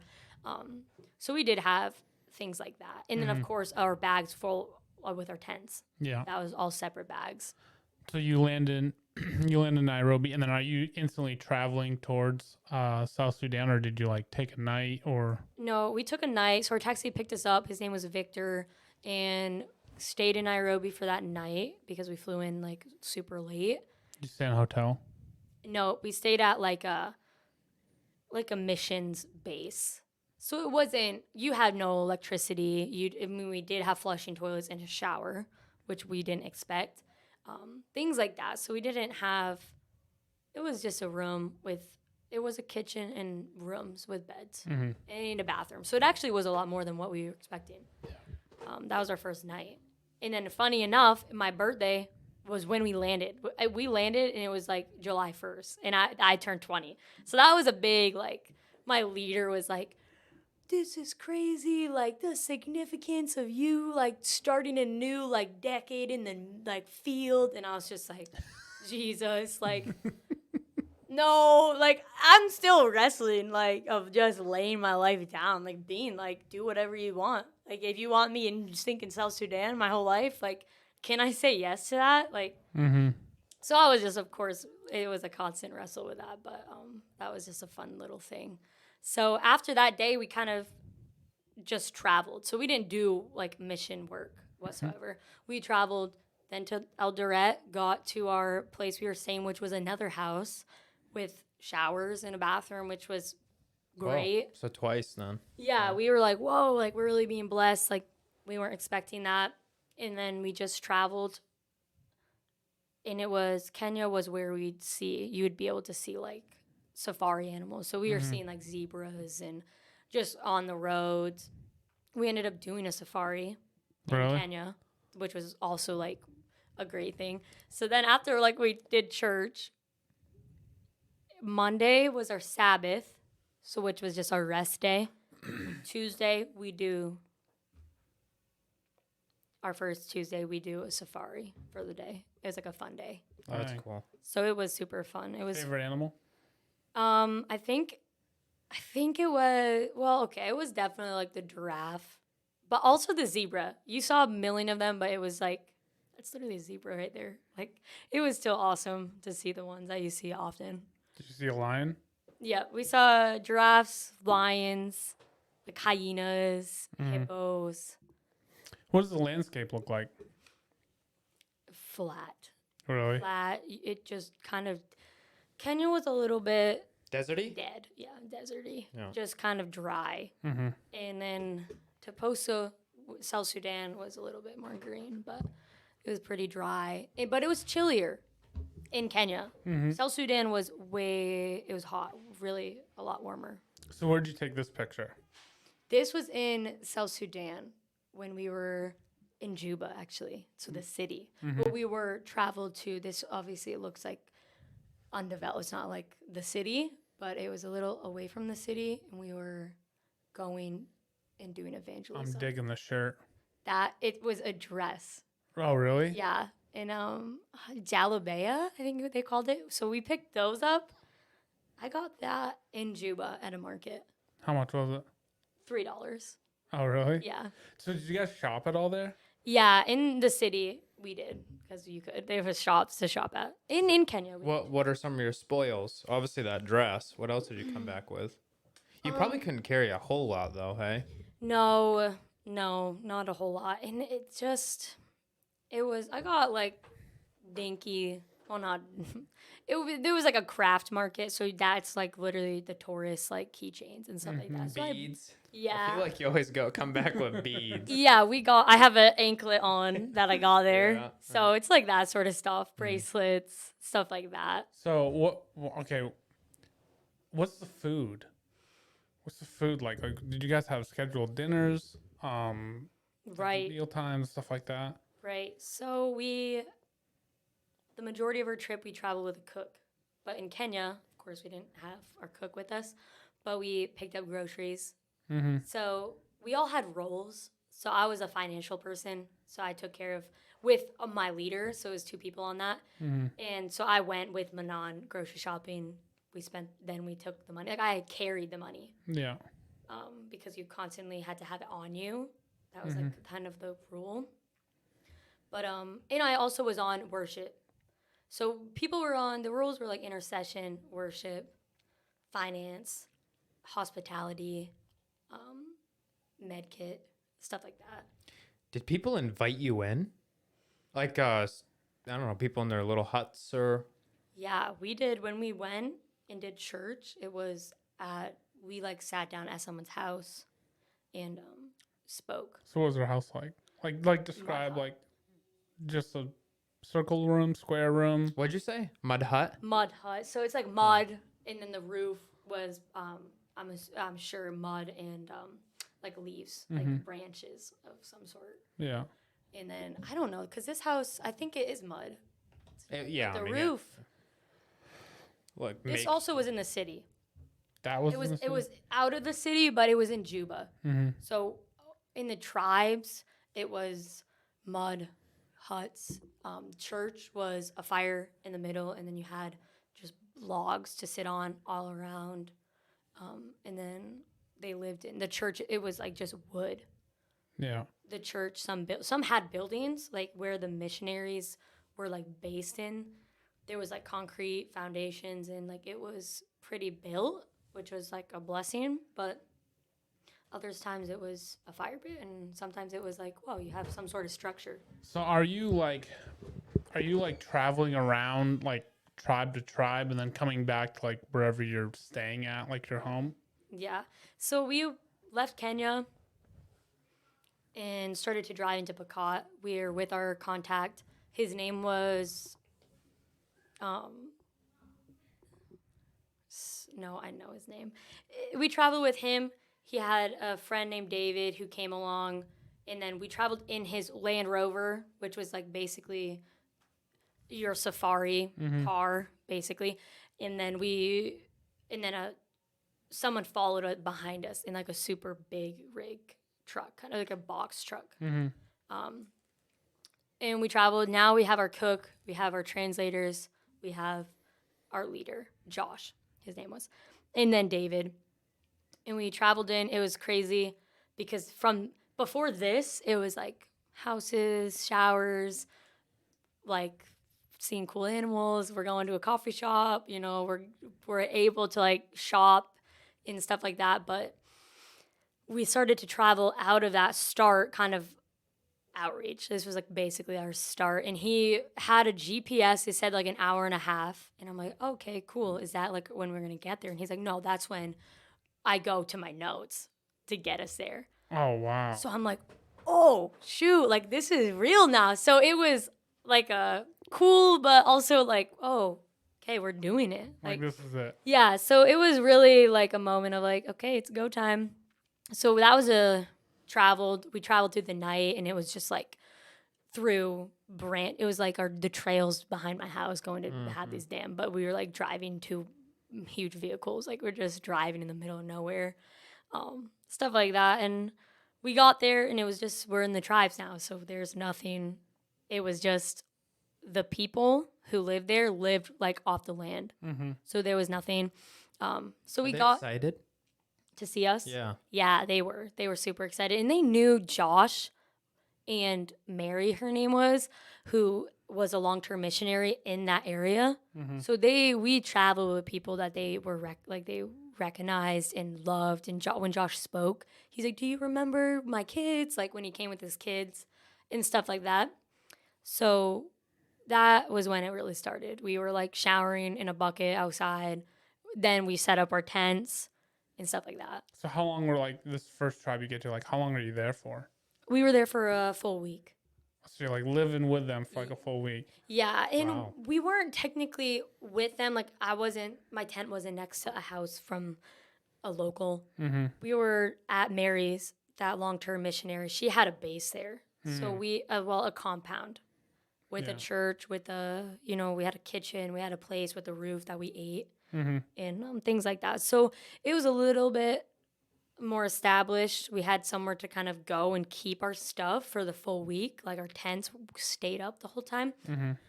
But that's when ministry started. We were going out every day to a different church with the whole team, and we would go. We'd usually, preach. Somebody would preach the gospel. Somebody would have a personal testimony. Then a teaching.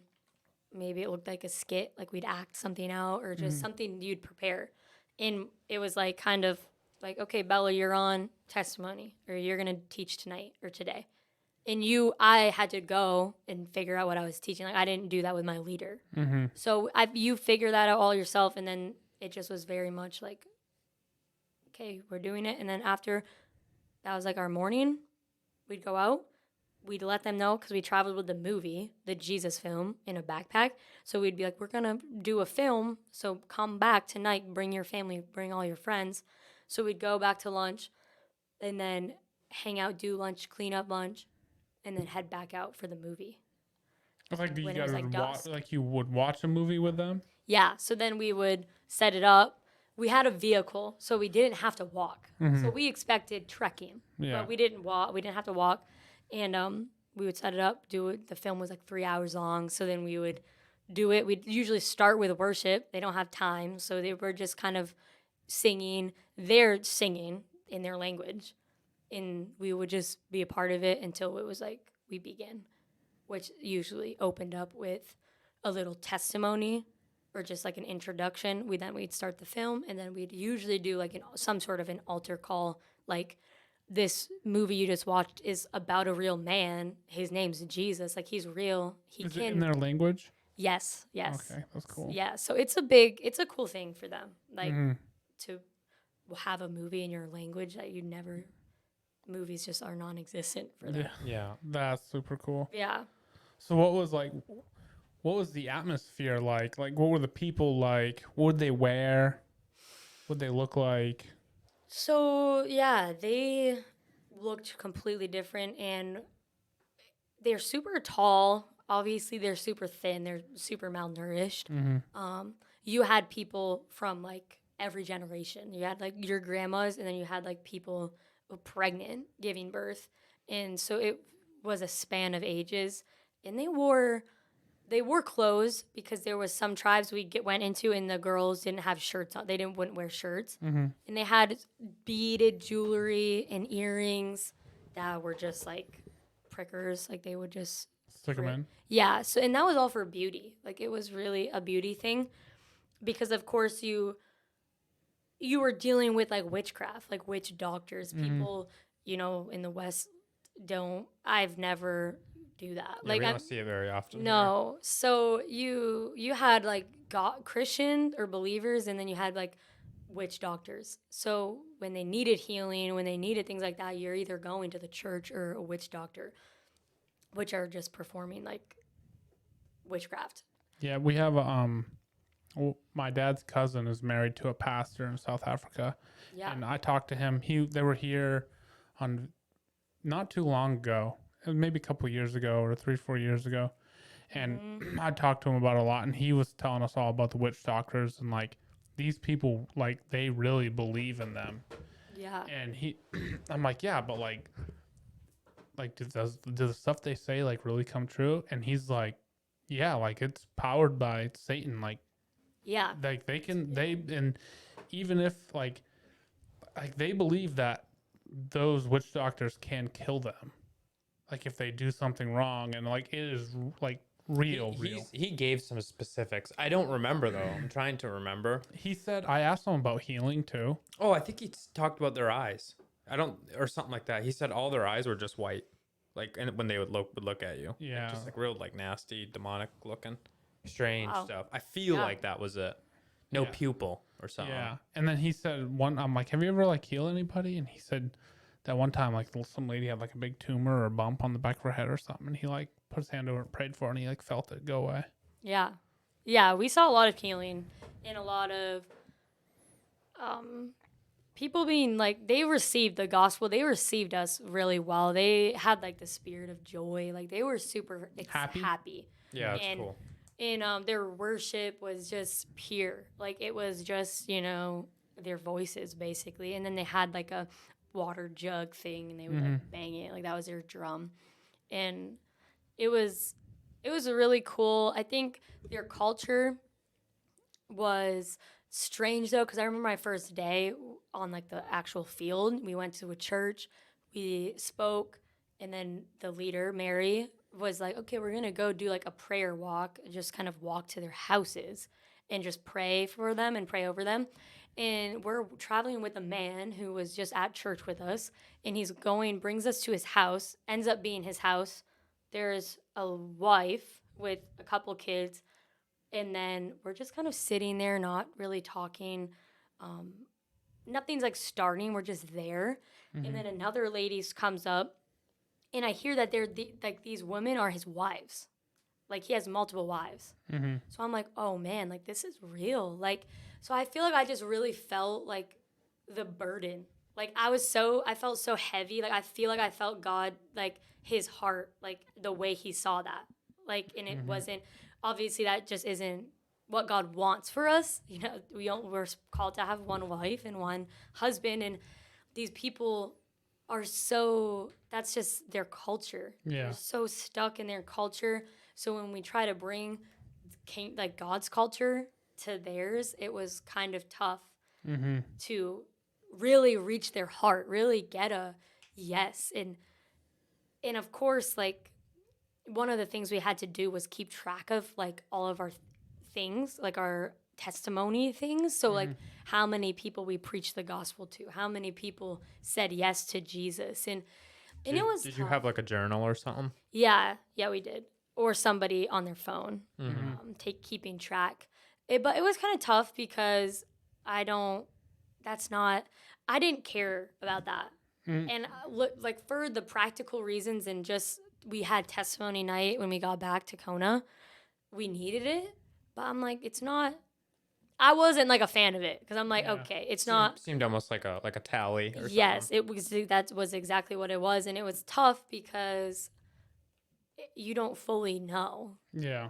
Like, and especially in the villages, they're very much like there's a chief, and when the chief says you can come, everybody welcomes you, no matter what. Yeah. When the chief stands up to go, everybody goes.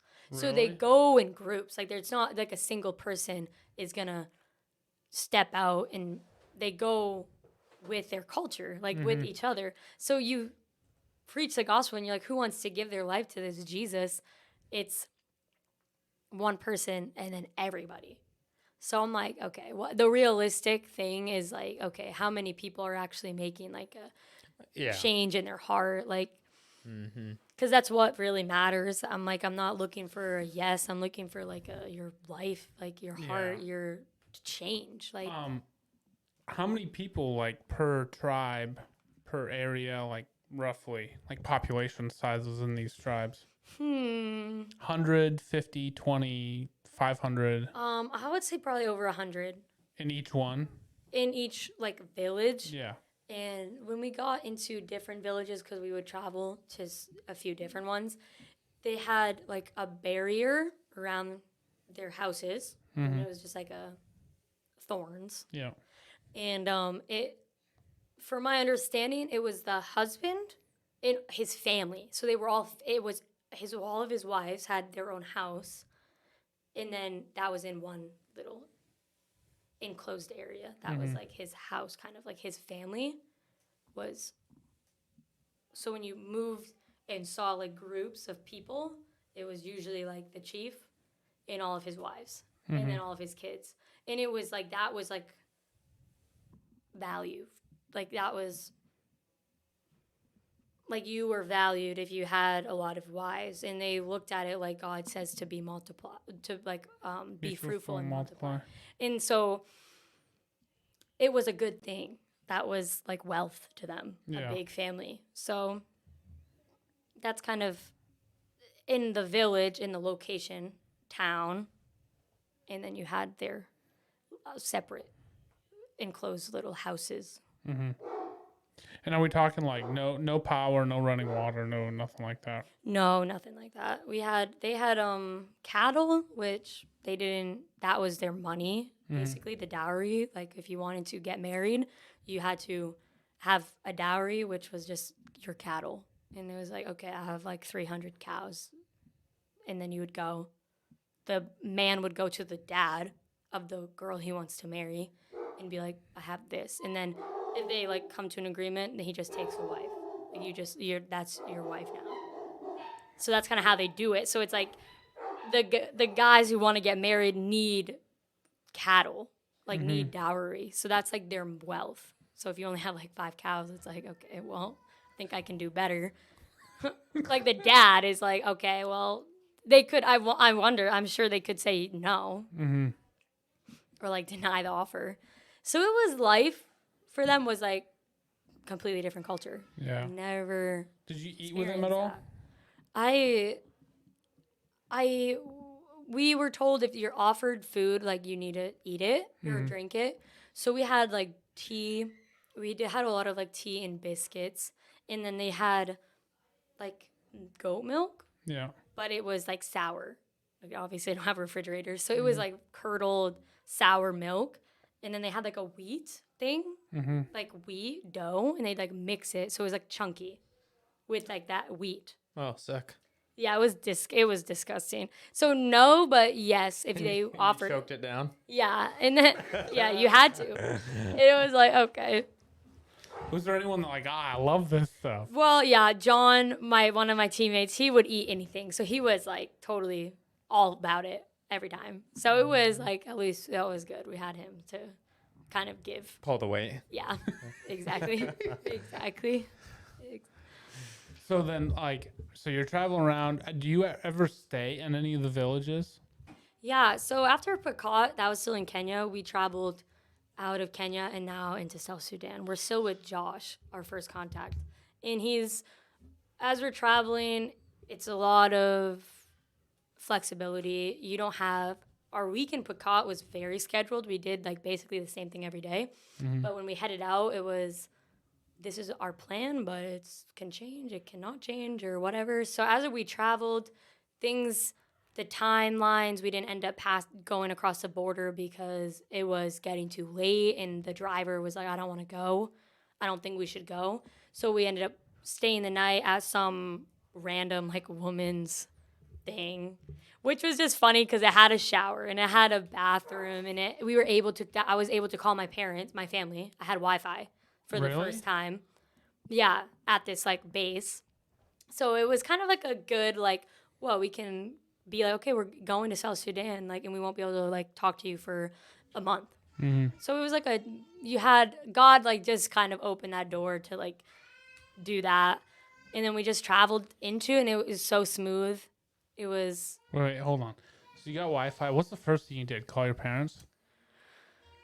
no, I definitely called a group chat with my sister and my cousins from New Hampshire, where I'm from. Mm-hmm. And then, oh, actually, no, I have a group chat on Snapchat, and I just video chatted, called that whole group chat, and it had like my grandparents, my aunts, my uncles, my cousins, my siblings. So then everybody popped up, and it was like a video call, Yeah. which was super cool. So I think that's the first thing I did. And then we just talked the whole time. Mm-hmm. And then it was like, How long?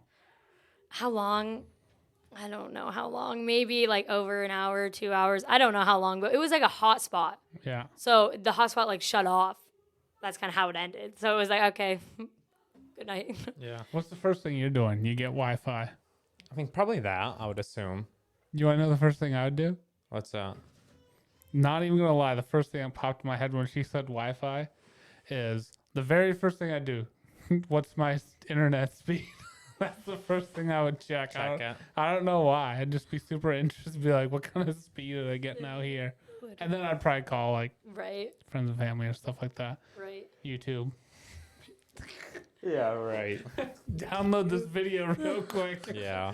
so I can watch Yeah. it later when I go to bed. Let me hit up some A2I podcast Yeah. on the download so I got some listening. Yeah, right. That would suck all the gigabytes we Yeah. had. Oh man, that's funny. So then we went to South Sudan, and that, like I said, it was, you're crossing the borders, and it's a little like uneasy, but also just easy because nothing was, it was fine. Mm-hmm. But you had all this like expectation, like Yeah. anticipation Yeah. for something to be bad or go wrong or everything like that. But it was so smooth, and we got right through. And it was morning, so it wasn't at night. Thank God. I don't think we should have done it at night. So, and then we ended up entering South Sudan and traveling to the Toposa land. And when we entered South Sudan, it was like fields and dirt trail. Like there was no life. There was no electricity, houses. Like when we were traveling out, we got into a little like little town with shops, with stores, with restaurants. We like ate before we left at a restaurant. Stuff What'd like you get that. there? We got goat and rice, skooma, which was like a seaweed kind of like super salty greens. And then chapati, it's called. It's like a bread, a circular, like kind of like a pita bread or something like that. So right when we left, we were like in it to win it. So we got to a compound. That was our next stop. What about gas? We traveled and it had a couple gas tanks, and before we went into South Sudan, we filled them up. So, and we traveled with water as well. We had a couple barrels of water, and of course our bags and our food, our tents was all in the second vehicle that traveled behind us. So what if you were like a smoker? Are you allowed to bring cigarettes? No. I would say no. With That'd be my thing. YWAM at the Kona base, you couldn't drink, or I'm assuming smoke, but I don't know. Well, in our school, we couldn't like vape or smoke. Yeah. You couldn't be doing any of that.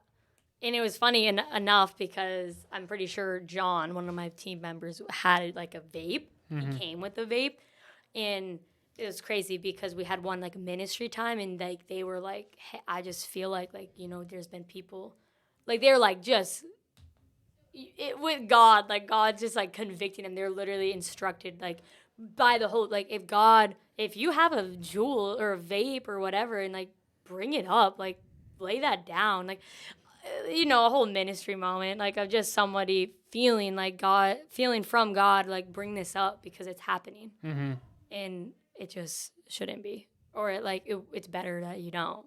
Yeah. So did anybody trade with anybody? Did Um, anyone from like your team or anything trade? With the people, Yeah. we traded for like she brought like a battery, light, flashlight, and she's like, I'm gonna try and get like, this was when we were like fiending for like sugar or like some sort of food that we haven't, not rice or beans or lentils. So we walked out and there was a couple of shops, and they have like a few shops with like, you look through wired fence thing, you're like, this is what I want. Like they grab it for you. But we didn't have South Sudanese pounds. That was the currency. We only had Kenyan shillings. So we traded our our Kenyan money with somebody on the compound we were staying at. And he ended up paying for like lollipops and like cookies. That's literally what we bought. Was that heavenly too? Terrible. Yeah, it was great. It What was like flavor? a moment. Strawberry for those lollipop, and the crackers were like, the cookies were like, I'm pretty sure they were literally like, it literally said glucose. That's literally what it said. Oh man. So it was just funny. So how long were you there for, like in total? Well, that was 2.5 months. I would have been in Kenya and South Sudan. In the villages with like no Wi-Fi, no running water, things like that, a month and a half. So half of our outreach was under intense. So did you have any like sketchy times? No, we didn't have like death. We had one, we were leaving. So we were finished in the villages and we were like leaving. Our contact left like a week before this. He ended up leaving. He ended up driving us to a village, setting up, dropping off all our stuff, and he left from the village. So we, at that point, were trekking from then on because we didn't have a vehicle. So from then on, we were like hiking 2 hours, under 2 hours to the churches every night, and then we had to leave when we were finished there. We had to trek back to the original compound, which was, I don't know. We started like at 3 a.m. before the sun rised, and then we hiked, and we probably didn't get there until mid-morning, like 10 a.m. Dang. or something like that. So we like trekked back away from that. But anyways, that was beforehand. So we didn't have Josh, our contact, our vehicles, or our translators. So we didn't Or your have, translators? we didn't have any contact, which should have never happened. And we just had our cook and then the 2 taxi drivers who came out and picked us up that they booked before we even went to South Sudan. So we had them coming, and it ended up being like rained prior. So we're like, are they even going to make it out to us? We had no idea.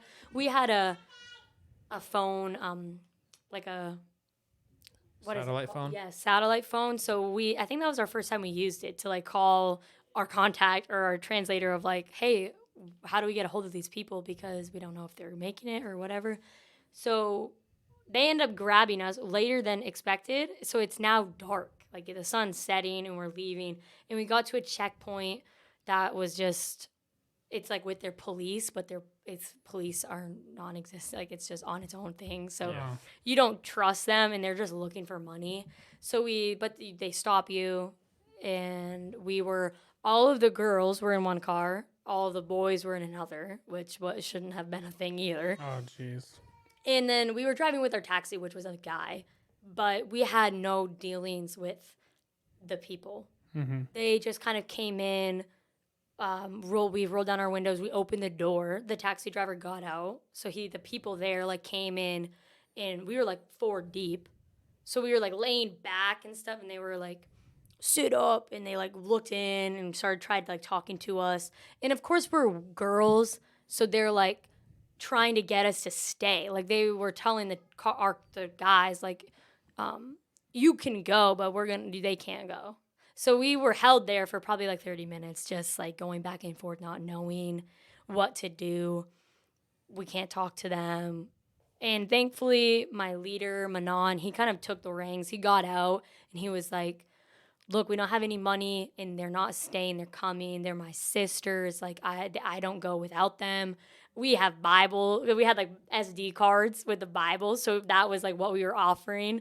And we were like, we're missionaries. So we could say that. We could like say that and not be like, it was an open nation with like religion and stuff like that. So I think that was just really uneasy. So then we had a lot, and then somebody was shot and killed from Taposa, the village we were in, on our route. So it was just like very, Oh, wait. yeah. So somebody was shot. 2 guys were shot and killed from in the area we were traveling through Recently, like that night. like while you were there. Yeah. So things were like going down. It wasn't safe.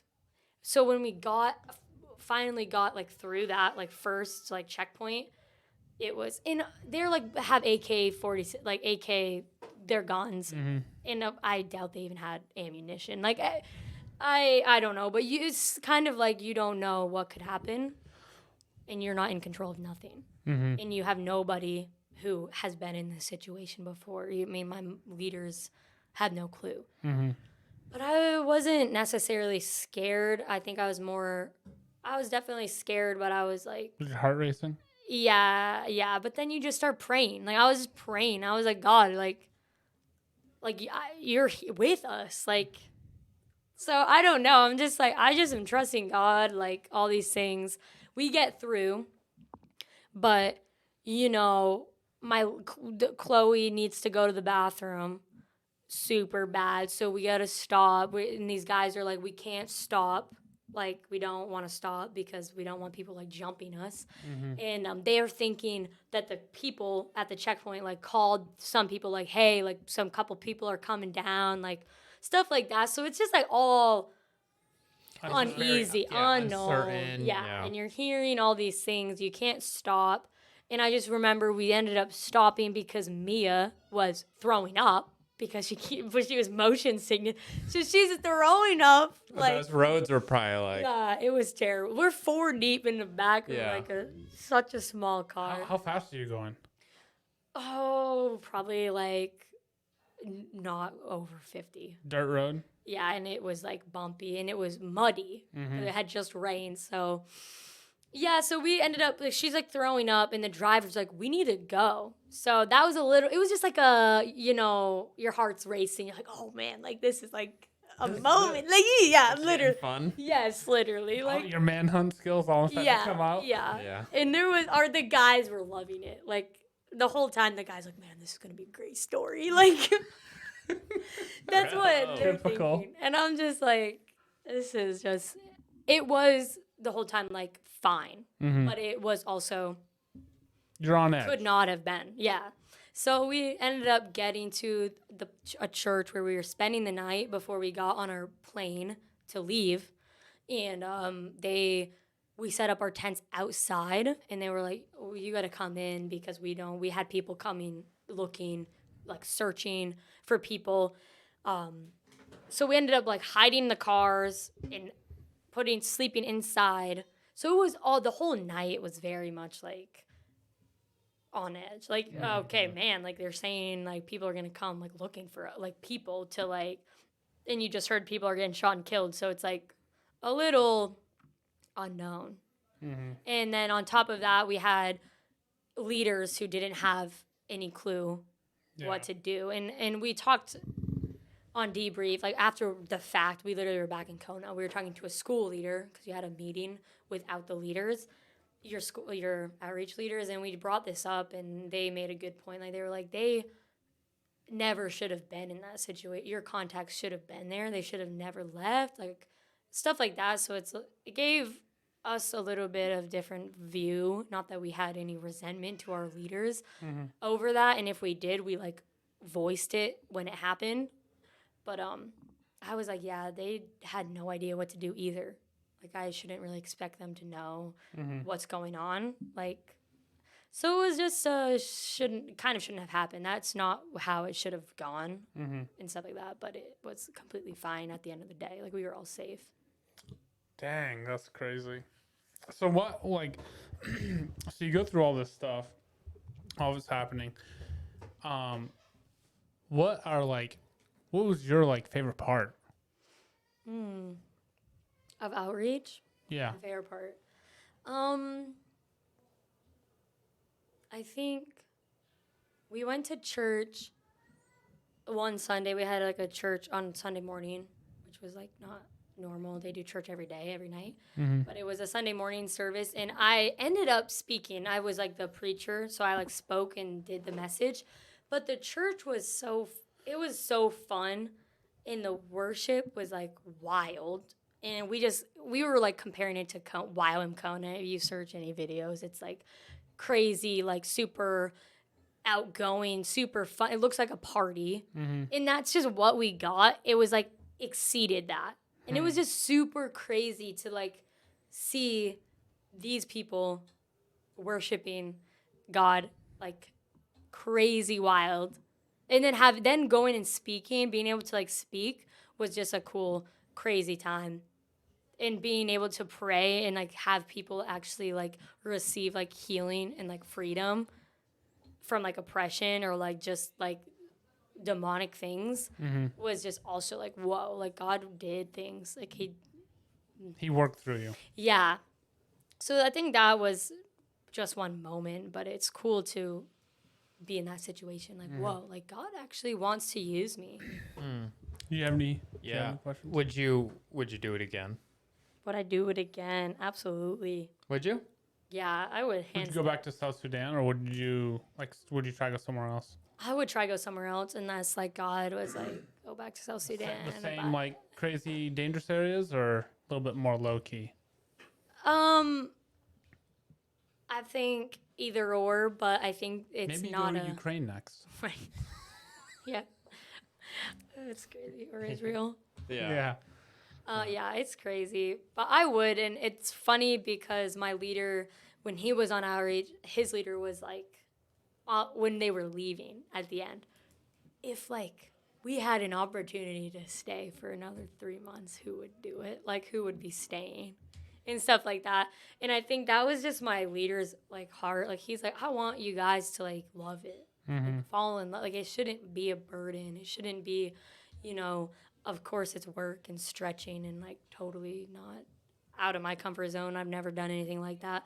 But it was still like a joy and it was fun and it was really cool, like opportunity. So I think, You definitely do it again. yeah, I would for sure do it again. What are some? I totally had this question because I knew it. This is like what I'd be thinking. What would be something? Because I like gear and all that type of stuff. Like, what's something that you're super glad you like? Holy crap, we use this so much. And then what's something like I wish we would have had, whatever. Right. That's so funny. I asked the people who had went prior to that same question. What did I use the most or like you need that? I would say I don't know. I mean, of course your essentials. Like, are you super glad you brought the pillow and not just use a sleeping bag? Like, was that super worth? Yeah, yes and no, because I actually slept. I just like the first time I slept on my mat, I'm like, this is like I'm sleeping on the floor. Like it would be more comfortable. So my mat wasn't the best, but I mean, like, man, I packed I shoes. guess everything that I used. So I didn't pack really a lot of things that I didn't use. Maybe we start there. What did I not need and I brought? I think I brought a blanket, like a separate blanket that was just not needed at all. I brought for shoes, sandals like Chivas, hiking sneakers, more durable sneakers, and then that was it actually.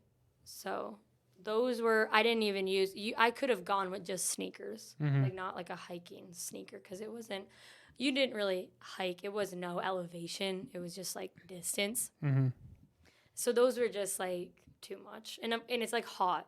Yeah. So you're not really wanting like Deodorant? heavy duty things. Deodorant, I brought like this I brought like an unscented. I would have brought in like perfume, like something to like scent, like Oh, really? refresh myself.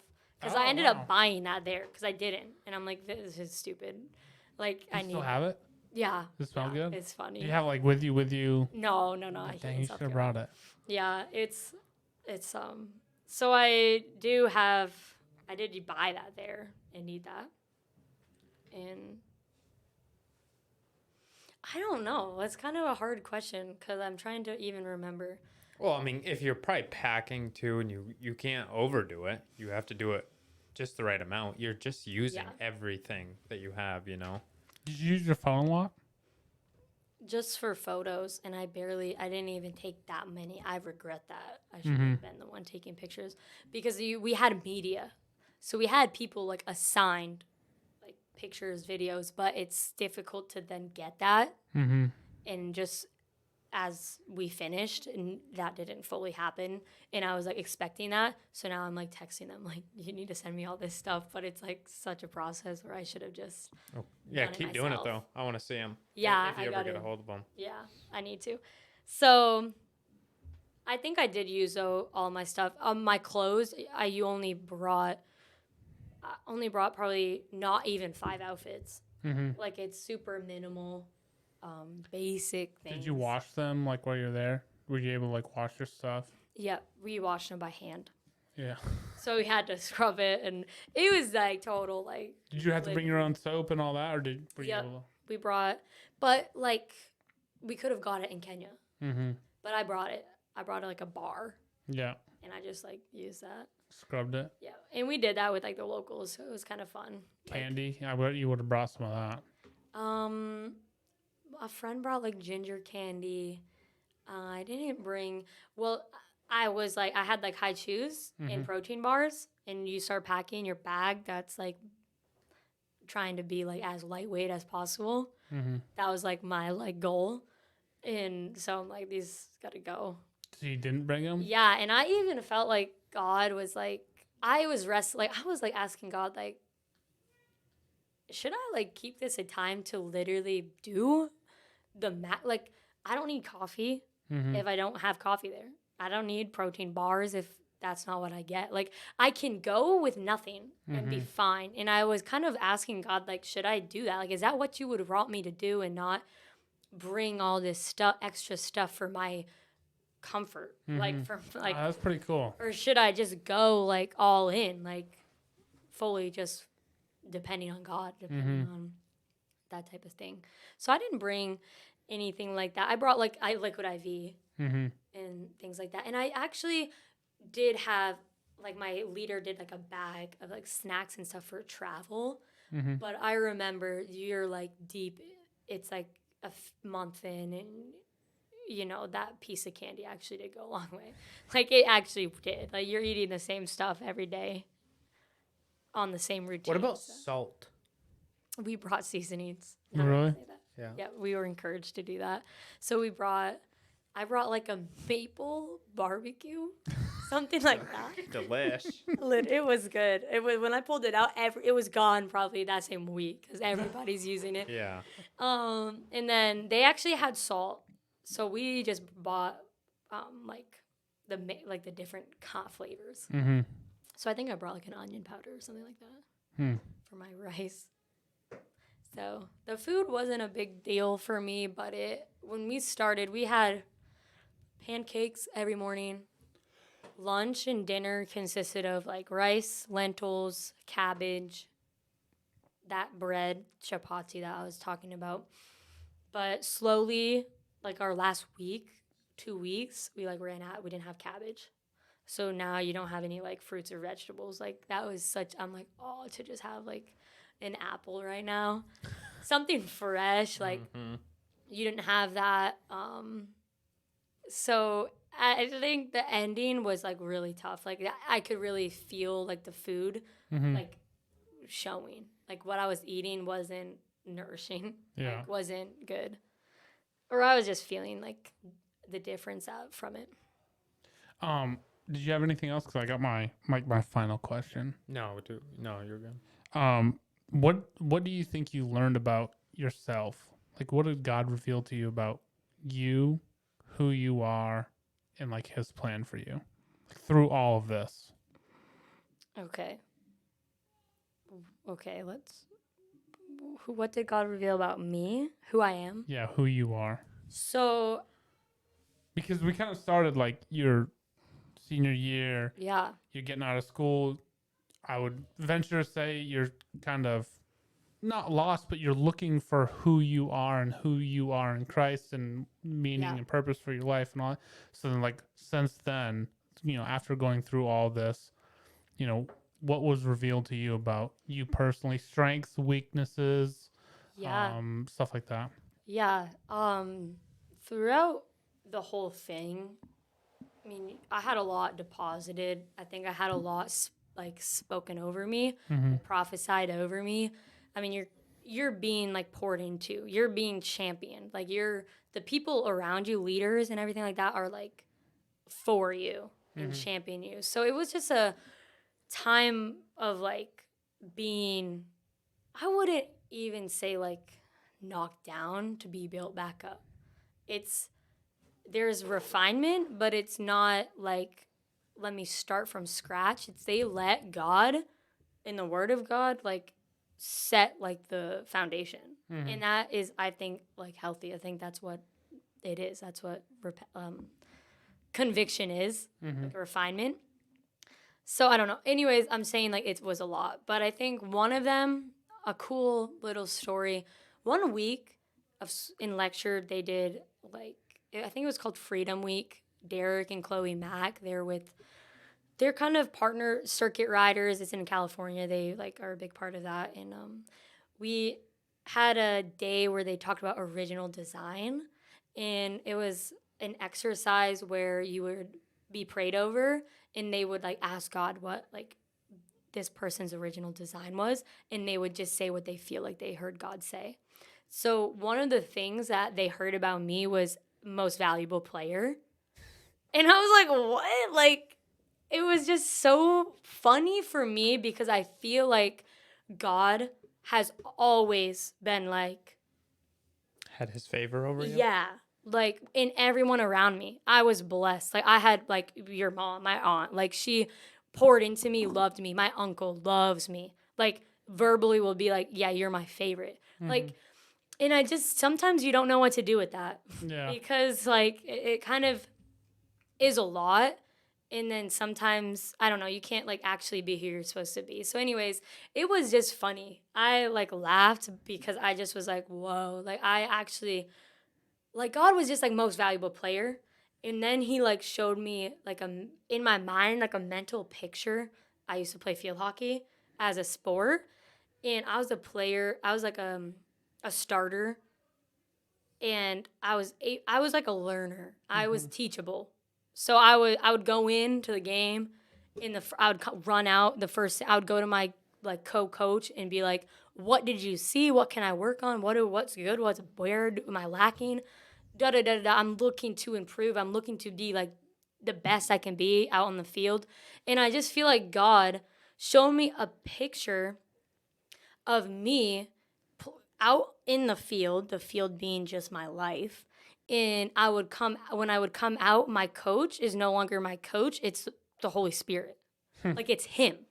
And I would run and he'd be so like, it was just a picture of me doing life and actually being confident in life because you have God, and then going back to God and being like champion, like being like you're doing so good, or like no, actually this is where you can improve, whatever. So it was just a cool like picture of that, and I'm like, whoa. So I think I just gained like a way. God gave me that, and I just feel like that began like a way I talk to God. Mm-hmm. Like I would go to God and be like God was like, I want to be your coach. Like I want to be that person you go to in life, not anybody else, anything else. Like it needs to be me. And so I think I just wrestle with that because you're like, whoa, like actually knowing who you are in Christ and actually believing it and trusting it and then acting on it and being like, I am, like, I can be fearless. Like, I can be confident. I can go and do the hard things that I don't think I can do. And so, anyways, that's one of them. And actually, talking about just doing the hard things, it was crazy for me to go and live that life and be, I just did that. Like, I'm like, I just lived in a tent. I was completely fine. I just lived for 6 months and didn't watch TV once. Like, and was okay with it. And I'm like a Netflix person. Like, I'm a TV show person. Like, Snob. it's every night. So, and that was immediately taken away from me by God, by in God's grace that I was okay with it. And so I don't know, things just open my eyes. Like, I actually can, you know, go and work out every day. I can actually do that and have it be like a joy, and strictly just because I want to, or just because, and like do it with God. So I don't know. And I think coming home, it's been difficult because it's so familiar. My life is so familiar before everything I just experienced. And so it's been a wrestle, like being like, what needs to go? What needs to stay? Was that just a season? Or like, is it things that I don't need in my life that I have in my life and that's not good? Like, they're bad habits in my life. That's me personally. But anyways, so I think I gained that, like, just vision Yeah. of Oh, like, that's really cool. That is neat. like you can do a lot more things than you think you can do. And I think I just gained that because I just totally did it. And I was total, it was fine. I did, like, was stepped into it and you just had to go. I didn't have to, you know, I didn't have time to like ease myself into it, even though like that's what you do. But I think that's really great for like anybody younger too, like, you know, high school, coming out of high school, where, you know, you don't have these big like responsibilities per se. You know what I mean? Just like get yourself in it, like let the fire of, you know, the craziness and all that like really mold you. And I think that's great for young or old people. Like even for me, like a lot of people are like, oh, let's just say you want to do a new hobby or whatever. It's just like just start it and just do it. yeah, Us with this podcast, it's just like just do it. right. You know, who cares if it sucks or who cares if you're not super good? Just go ahead, do it. Yeah. See what you can do. What are your plans now since you've been home? Have you just been trying to relax and get back in the swing of things, or do you have any ideas of what's next to come for you? Yeah, in YWAM, you could have done like another school, and I just opted out. I ended up coming home, obviously, and I just felt like peace about that. Like, I actually felt like God was like, go home, and I had a lot, like, I have a lot that I want to, like, that I feel like God wants to do in like my area where I'm from, in just like freedom, just like, you know, actually relationship, actually like waking people up to the reality. And it's not necessarily me, but I felt like God was like, I actually want you to be there. Like, it's actually you that I want, but he's going to do it with or without me. Like, I like gained that knowledge just doing what I was doing. Like, it's not up to me if things are going to happen. Like, God, it'll happen no matter what with God, if God wants it. So anyways, I decided to come home, and I'm currently going to start a new job this Monday when I get home from this trip, and just it's going to be subbing. I'm going to be a substitute teacher just in my town, and then I'm working part-time in an office, which is just also funny because that's where I literally started. And I'm like, oh God, like, I really hope this isn't gonna be a mistake. But I felt like God was saying, like, commit. Like, they said something in YWAM, and it was like, love deeply but hold loosely. And I just think I don't want to go on living life like always constantly worrying about my future or thinking about what's like next, and like actually just giving that to God and trusting that where I am is where God wants me to be. And I trust that because he literally said, I want you to be home. So I think with all of that, that new like perspective, I can like go and work with like it's not the same as when I was doing it before, because I'm just like, if it's 3 months, it's 3 months, but if it's 5 years, like, then I'm okay with that. Like, it'll be good. Do you have anything else to ask?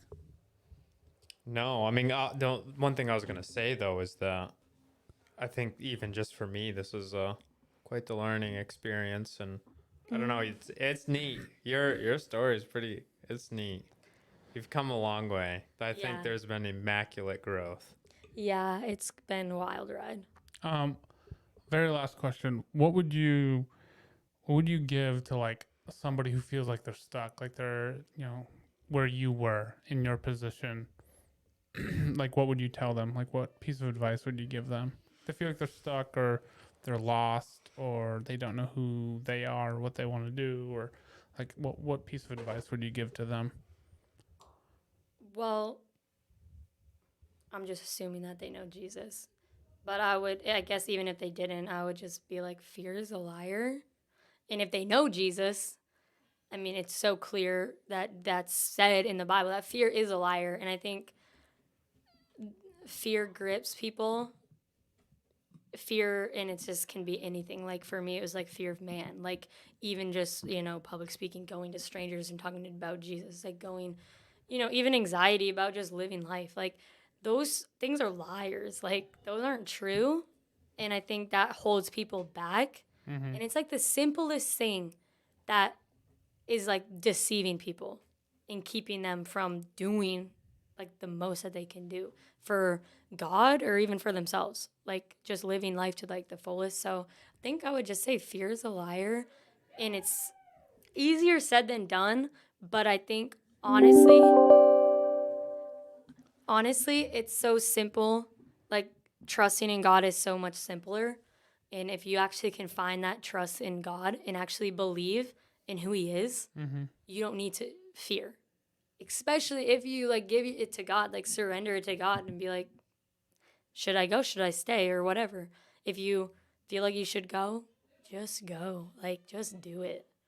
Like, Amen. and it's, I guess it's harder to say because it took me the 6 months to actually go and do what I wanted to do or felt like God wanted me to do. But after it all, I'm like, man, well, one, God is just worthy. Like, He's so worthy. So it's just so much easier for me to do hard things because I'm like, okay, if I need to go street evangelize, let me just worship God and actually look at who I'm doing it for. And Rock it's and like, roll. all that fear has no power anymore when you speak the name of Jesus. Like, so that's just been such a tool. Like but that's just gaining knowledge and actually like life experience, like experience with God. Like you can't just go to church and think you're going to be all like, it's going to be easy. Yeah. Not that like being with God makes life easy, but it does because you have someone, He's there always. There's a sense of security. Yeah, like He never is going to leave you or forsake you. So it's like you kind of do have peace. Like that's a guarantee. One of my things that I've been like really thinking about and thinking about life and God and Jesus and relationship and all that is I'm like, I'm just going to like not drop everything, like not just, all right, family, like see you later, but just like stop worrying about whatever doesn't need to be worried about. I ain't worrying about it.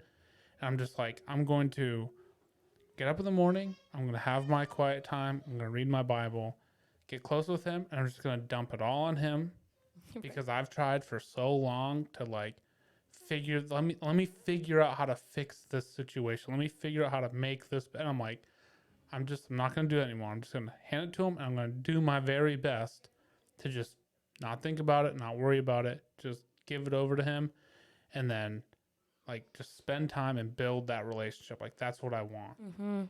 So that recently, that's what I've been trying to do. It's actually been pretty good. And I'm like, when I first started, I'm like, man, I don't know what to do. And I'm like, well, I've never just read through the New Testament, so I'm just gonna do that. Right. So like Right. that's where That's I started, amazing. and things pop up, like the the neighbor kid coming to work out, and now I have another neighbor coming to work out, and Right. we got the podcast stuff, and so we're trying to do more of this, and so things just kind of start like opening themselves up. Mm-hmm. So I'm excited. I don't have any more questions. Mm-hmm. I think that was fantastic. Do you, Other than a thank you. That yeah, was Yeah. fun. That was a good time. Yeah, this was. Thank you. Maybe you a part guys. 2 in the future then, hey? Yeah, maybe. yeah. See where I'm at. See where you guys are at. Yeah, absolutely. All right. Well, if anyone is still watching, I really appreciate it. I would love for you to like, subscribe.